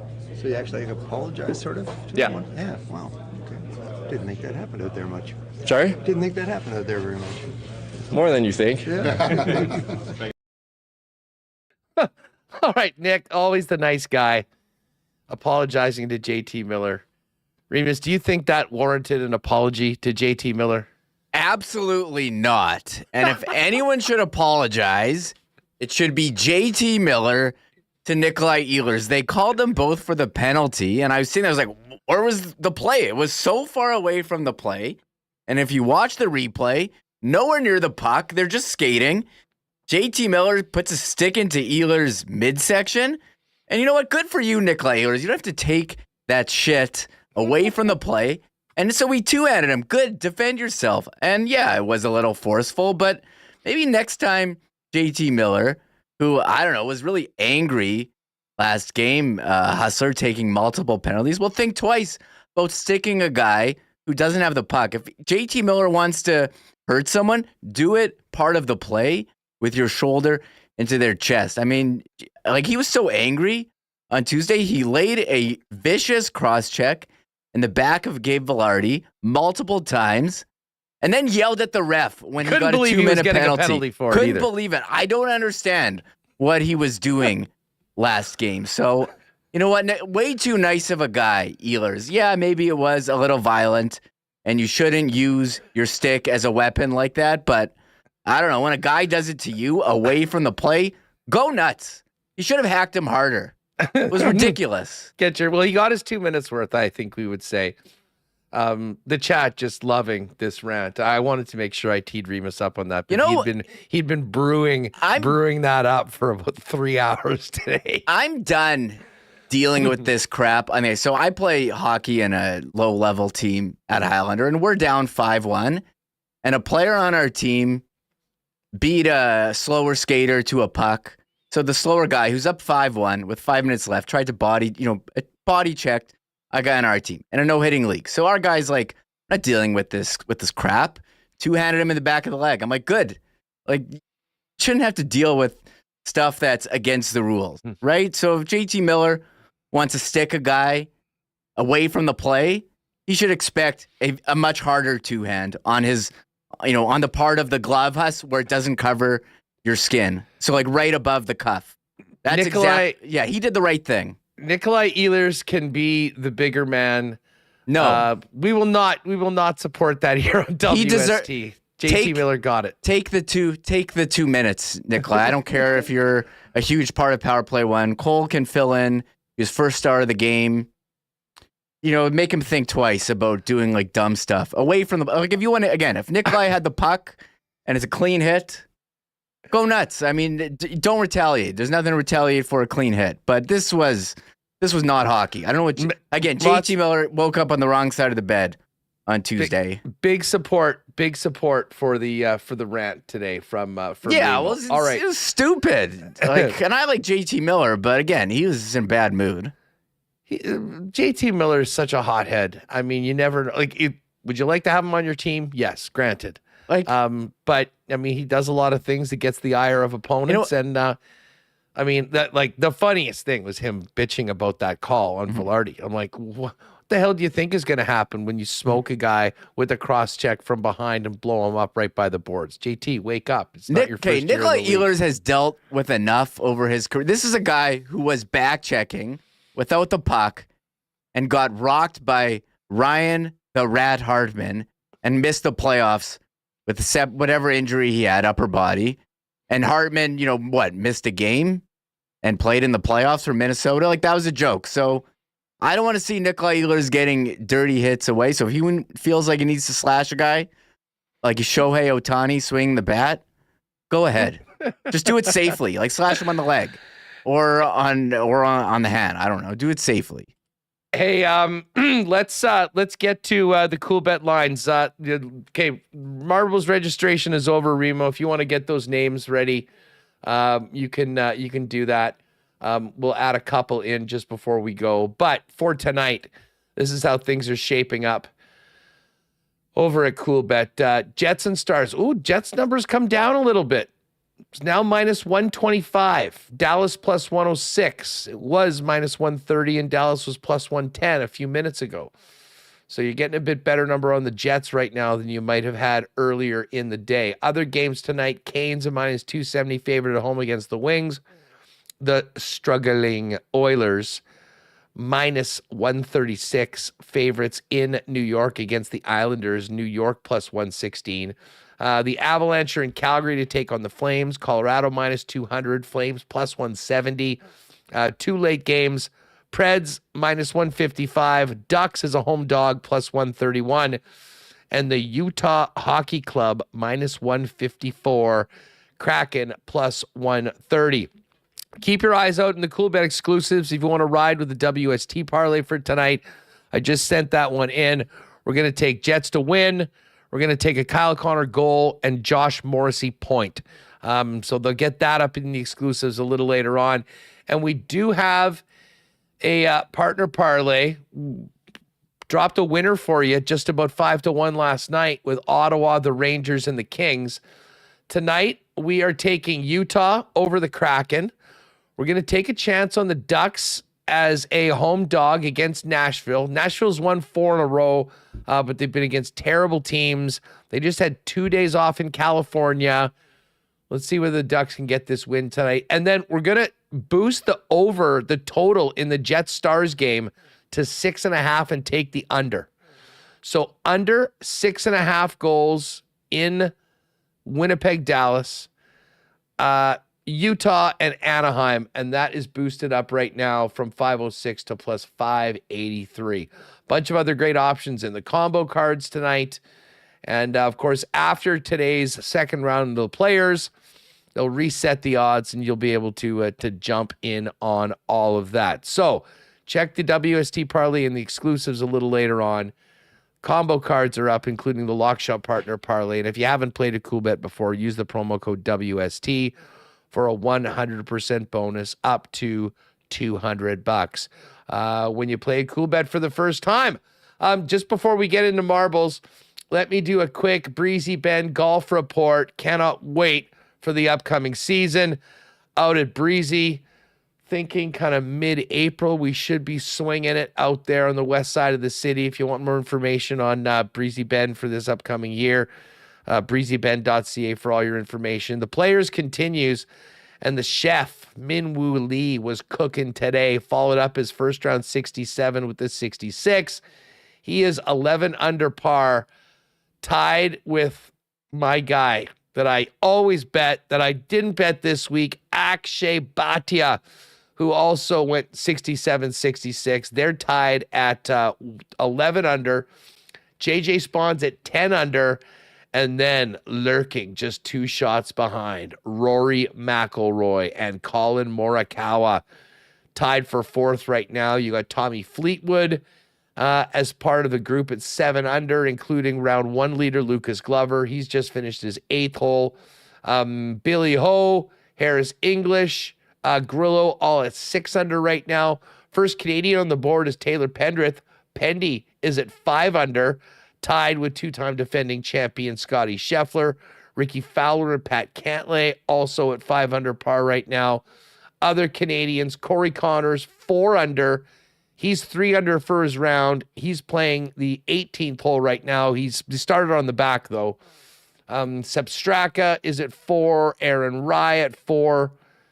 Just looking for Adam Hadwin. He had a nice start, but has dropped off a little bit.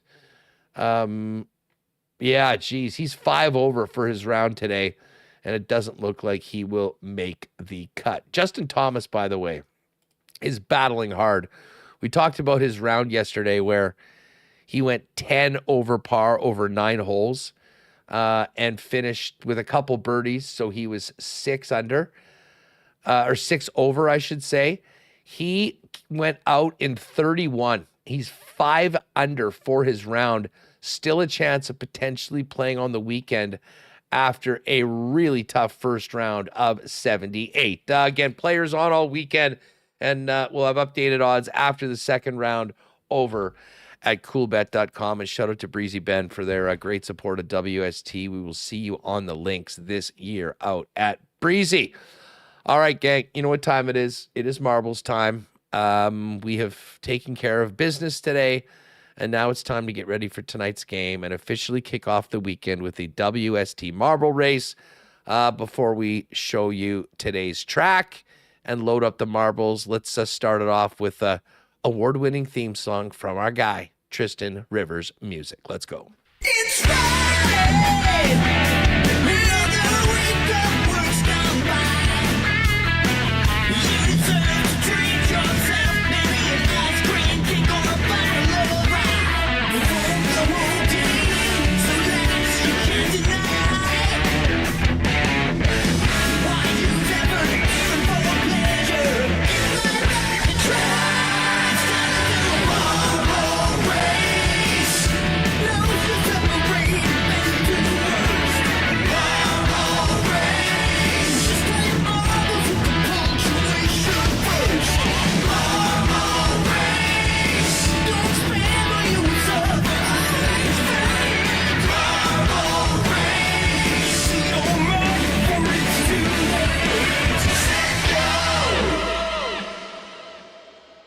It is marbles time on a Friday afternoon here on WST. Shout out to everybody in the chat. Fertani just had the funniest comment of the day. It was after that rant. They need to get Remo. You should be in the room reading out the Jets starting lineup, getting the boys all fired up tonight. Yeah, that's the sort of heat that the Jets need to bring tonight against Dallas. I might have to clip that one for our Instagram. So we're closing in on 6K followers if you want to see it. Yeah. But give us a follow, Sports Talk WPG. Maybe a TikTok. Nikolai Ehlers doesn't have to apologize to JT Miller or anybody for that matter. Yeah, he shouldn't have to. That was ridiculous. What is this? This is pro hockey. Come on. By the way, we had a little poll for Kittens 31, whose birthday it is today, figuring out what jersey they should wear for their birthday. 22 reverse retro, 2021 reverse retro, the 2020 alternate, or the 2019 Heritage Classic. And the Heritage Classic has won out, the Mark Scheifele, 55%. So we'll look for you in 301 tonight, Kittens. Have a great time, and hopefully you have a great birthday. All right. Before we move on, add me in all caps if you would, please. We should give Megan a marble today. Yeah, you got to get one of those lucky Megs. packs. Well, for sure, and maybe who knows? Maybe Megan, for all of her work with the Jets Academy and helping out tonight, raise money with the Lucky Pucks, will have that karma to potentially win today's marble race. Or Kevin Kowalik, this would be a great TikTok. You won't believe what Winnipeg thinks of JT Miller. Yeah, you got to come up with some like dumb headline to suck people in to watch. So love it. All right, so where are we going today? Let me just load it. I picked a good one, actually. There's a lot of... I've never seen one with this many jumps, and I liked the name, but I closed the list of the... Boom, we like the jumps. By the way, I just got a text from my guy Jake at Coolbet. WST parlay is up. A Connor goal, Morrissey point, Jets to win, plus 450. Oh, I like that. I'm jumping on that. That's right nice. now. I'll jump on that. I think Connors do, if you think they're going to win. I believe in that one. They need something from that top line tonight, Hustler. I did put a poll out earlier. How confident... Because, I can't say... do you think the Jets are going to win? Because everyone just writes yeah. Although you can kind of gauge confidence level based on how many people write yes. I wrote, how confident are you in the Jets winning tonight? 52%, feeling good, but it'll be close. 27% lock it in, Jets all the way. 17% worried, Dallas is dangerous. 1% not confident of 328 votes. Love it. So 99% confidence, and that number checks out. You should be confident going into this one tonight. So yeah, that is up there right now. WST parlay if you want to get in over at Coolbet in the exclusives on the left margin. Well, you know what? We won't have to do it, but I will throw this out. Let's fire it up for why not question of the day for Not Autocorp at Waverly and McGillivray. While we get marbles ready, let's get some predictions for this game tonight. We want some scores, and you will be able to go back, check your chat, and go, you know what? I perfectly nailed that 3-1 Winnipeg win, or whatever it is you think it is. It's like today's show, so much about tonight's game. Let's make the why not question of the day for Not Autocorp about tonight's game. Predictions in the chat. And maybe we'll see the Not Boys at the game tonight. I know Eric Howarchuk is in tonight. And got to get this Friday night win and kick off the weekend right with a 10-point lead over the Dallas Stars. Where are we going today, Reem? What's it called? Wait, so I got you in the marble race. I got Megan. And how about Simon Hildebrandt going to March Madness? Yeah, that was Simon. A great and you know what? conversation. Let's give Skylar Park, too, for her debut on this show this week. Sure. That was, catch those interviews earlier in the week. Some great shows, for sure, especially after the Jets win over the Rangers. Just spending 2 days now, just hyping up. It's like, as you said, big prize fight. Think about Dallas. I mean, Dallas has been sitting on this game since Sunday night. So, again, no Rupi Hintz, no Miro Heiskanen, but other than that, pretty much everybody for Dallas. Well, no Tyler Seguin. And, of course, no Neal Pionk tonight. Luke Schen's moving up to play with Dylan Samberg, and Fleury and Colin Miller, the third pairing for the Jets tonight. All right, it's Remo. It is marbles time. Yes, let me just load it in. We have, you know how many names? We've got a lot of names in here. 303 names. Wow.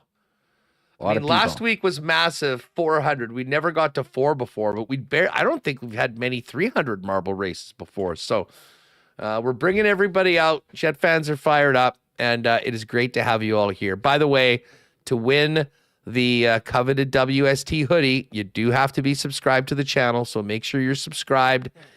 Just click that subscribe button. It's literally the easiest thing you could do. And please, if you haven't already, hit that thumbs up. We've got almost 500 people with us here in the chat. We've got 278. So let's get that to 300, like bang, bang. If you haven't hit the thumbs up right now, drop it in there. And I see Tijuana Pauly's in the chat as well. He had some classic comments yesterday, but he got his new Jets vest. And I'm just imagining T. Conopoli's Jets vest as something along the lines of a Jets version of like a motorcycle gang jacket, like the Angels, the Jets Angels. So we'll see. T. Conopoli, you can send a picture of that in the Discord for everybody. All right, let's get to it and get on with this race. Yeah, put a link to our Discord. A lot of people there chatting during the game. And if you haven't already, subscribe to our mailing list. Send out updates on the show, events. You know, you're first notified whenever we do anything. A link in the chat or in the description on the podcast. If any podcast listeners make it this far, you think they do? Yeah, I mean, I think there's a lot of people. I mean, maybe not for the marble race, just because they wouldn't be there. Whoa, wow, this one looks wild. But yes, and don't forget, speaking of upcoming events, next Thursday, Jets Edmonton, join us at Boston Pizza Garden City for a WST watch party with Little Brown Jug and Boston Pizza. Going to be a lot of fun. Haven't been out to the out McPhillips in a bit, so we'll look forward to seeing hopefully many of you there join us for what should be a great game. Anyways, tonight it's all about the Jets and Stars, but before we get to that, we dropped the marbles on WST. Good luck to everybody in today's race. Shout out to our friends at Shipman Associates for the hoodies. I saw Shippy last night. Everyone has been enjoying them, and someone will win one today as we get underway with the race. There's a couple jumps in this one. This is and a huge funnel to start it off. I like big funnels with I like this sort of starting method, especially when there's 300 marbles in. All right, who do we got here? DJ22, Les Thompson with a nice start. Chris Clorton, Dan Fan Robertson just got popped. We've got a few people that are getting knocked out early. Andrew Haleko, unfortunately, you are done and got thrown over the top rope, Royal Rumble style. Getting into a corkscrew here, and it does look like DJ22 is our leader right now. DJ going on to the right side of the track into this tube that looks like is then going to shoot DJ out to the next portion of today's race.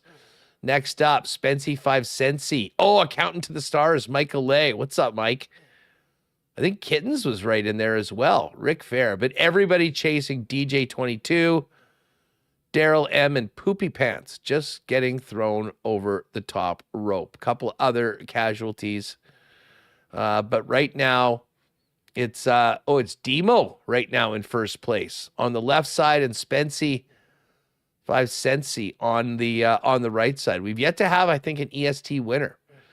Could this be the day? Amy Weeb with a nice move into that cylinder or ball on the right side. Who's going to get first out onto this track? That is key. Whoever can escape first, I think, is going to have a nice advantage over just about everybody else. And it's you, Chaz, speaking of ESTers and lock shoppers. Big Uke on the left side, or I guess the right side. Oh, and Royal Sports Payables as well in first place. Amy Weeb. This is going to be a real tight. They're going down this cylinder, and it's Royal Sports and Amy Weeb going head-to-head right now. Oh, but we've got a pitfall. We've got a block. Royal Sports getting through right now. Who is it going to be? Matt Hyman is in the mix. And now a big, big jump. Amy, Jay Miller, Sony Peel. We're coming right down to the end. This is going to be an incredible finish. Who will it be? Transcona Logan. Oh, that was crazy. That was crazy. That might be one of the closest finishes in WST marble race history. But Transcona Logan, first place. Matt Hyman, bridesmaid. Amy Weave, who I thought was going to win it, was third. DJ 22 in fourth. We've got Cruiser 24. Jay Miller, number is sixth place. Anyugu X, I don't know how to say that, but that was 7. Oh, Dr. Terry from the dentist's office with the top 10 performance, 8th place. Not sure whether he's working on someone or going to see this afterwards, but nice job, Doc. Snuka 2002 and a proud MB Canuck, 10th place. What a top 10. Transcona Logan. Okay, let's check these winning times, Remis. I want to see how close the top 3 were. So we're talking like less than 0.2 of a second. Holy. The difference between Transcona Logan and then Matt Hyman and Amy Weave and DJ 22 and Cruiser. I mean, what an amazing. You had 6 marbles within a second of each other. Right at the end. And Dr. Terry, 8th place. Nicely done. Shout out to everyone at the St. Patel Dental Center this afternoon. I hope everyone just paused for a moment, got into the marbles, and then went back to business. Let's roll down and see how everybody else did. Jerry Beluda, 13. Nicely done. And Royal Sports in there. Spency 5 Sensi. Got Eagle Eyes. Schickster. Big Uke. Big Uke was right there. Took a little step back at the end. There's Simon Hildebrandt, 51st. Oh, Amanda, top 50. Nice one, Amanda. Good seeing you last night. Tyson Ducharme, the big guy. Speaking of Ticona. Let's see, what else do we got here? Greg. Al Broderick. What's up, Al? Ticona Polly and Wills World. Birthday girler boy, Kittens, 31. Mike Wynn's in there. There's Cam Thang. We got MVP, Johnny Bender, Les Thompson, Brant Batters. Oh, there's Hustler. What was I there? 127. I still haven't seen Bozeman yet, which may mean good things for me. Mike Lay had a nice start. There's T. Will, Todd, TTT Bone, former winner of the event. Got the Derminator. There's AJ, Mary Jane. Have a great weekend, Mary Jane. Candace Jane, Bobby B, one of our faves. Rick Stockley. Bravo Bry got in. Shout out to Bravo Bry. Big supporter and helper of WST. And then here's everyone that got whacked over the course of today's race. Roscoe, tough one today. Yin Vivian, cigars for everyone. I haven't seen Bozeman. Maybe he didn't get in the race today. Well, either way, there you have it. You can go back and run it down to grab your final finishing position. But Transcona Logan is the winner. Logan, fire us an email, winnipegsportstalk@gmail.com. Let us know what size you are, and I will holler at you and set up a time where you can come by and pick up your championship hoodie from the people at WST. All right, Remo, what you have a prediction for this game tonight? Yeah, it's going to be 3-2, the final score. I'm not going to throw out a team, but I'll say 3-2 score. Jets 3-1. Sure.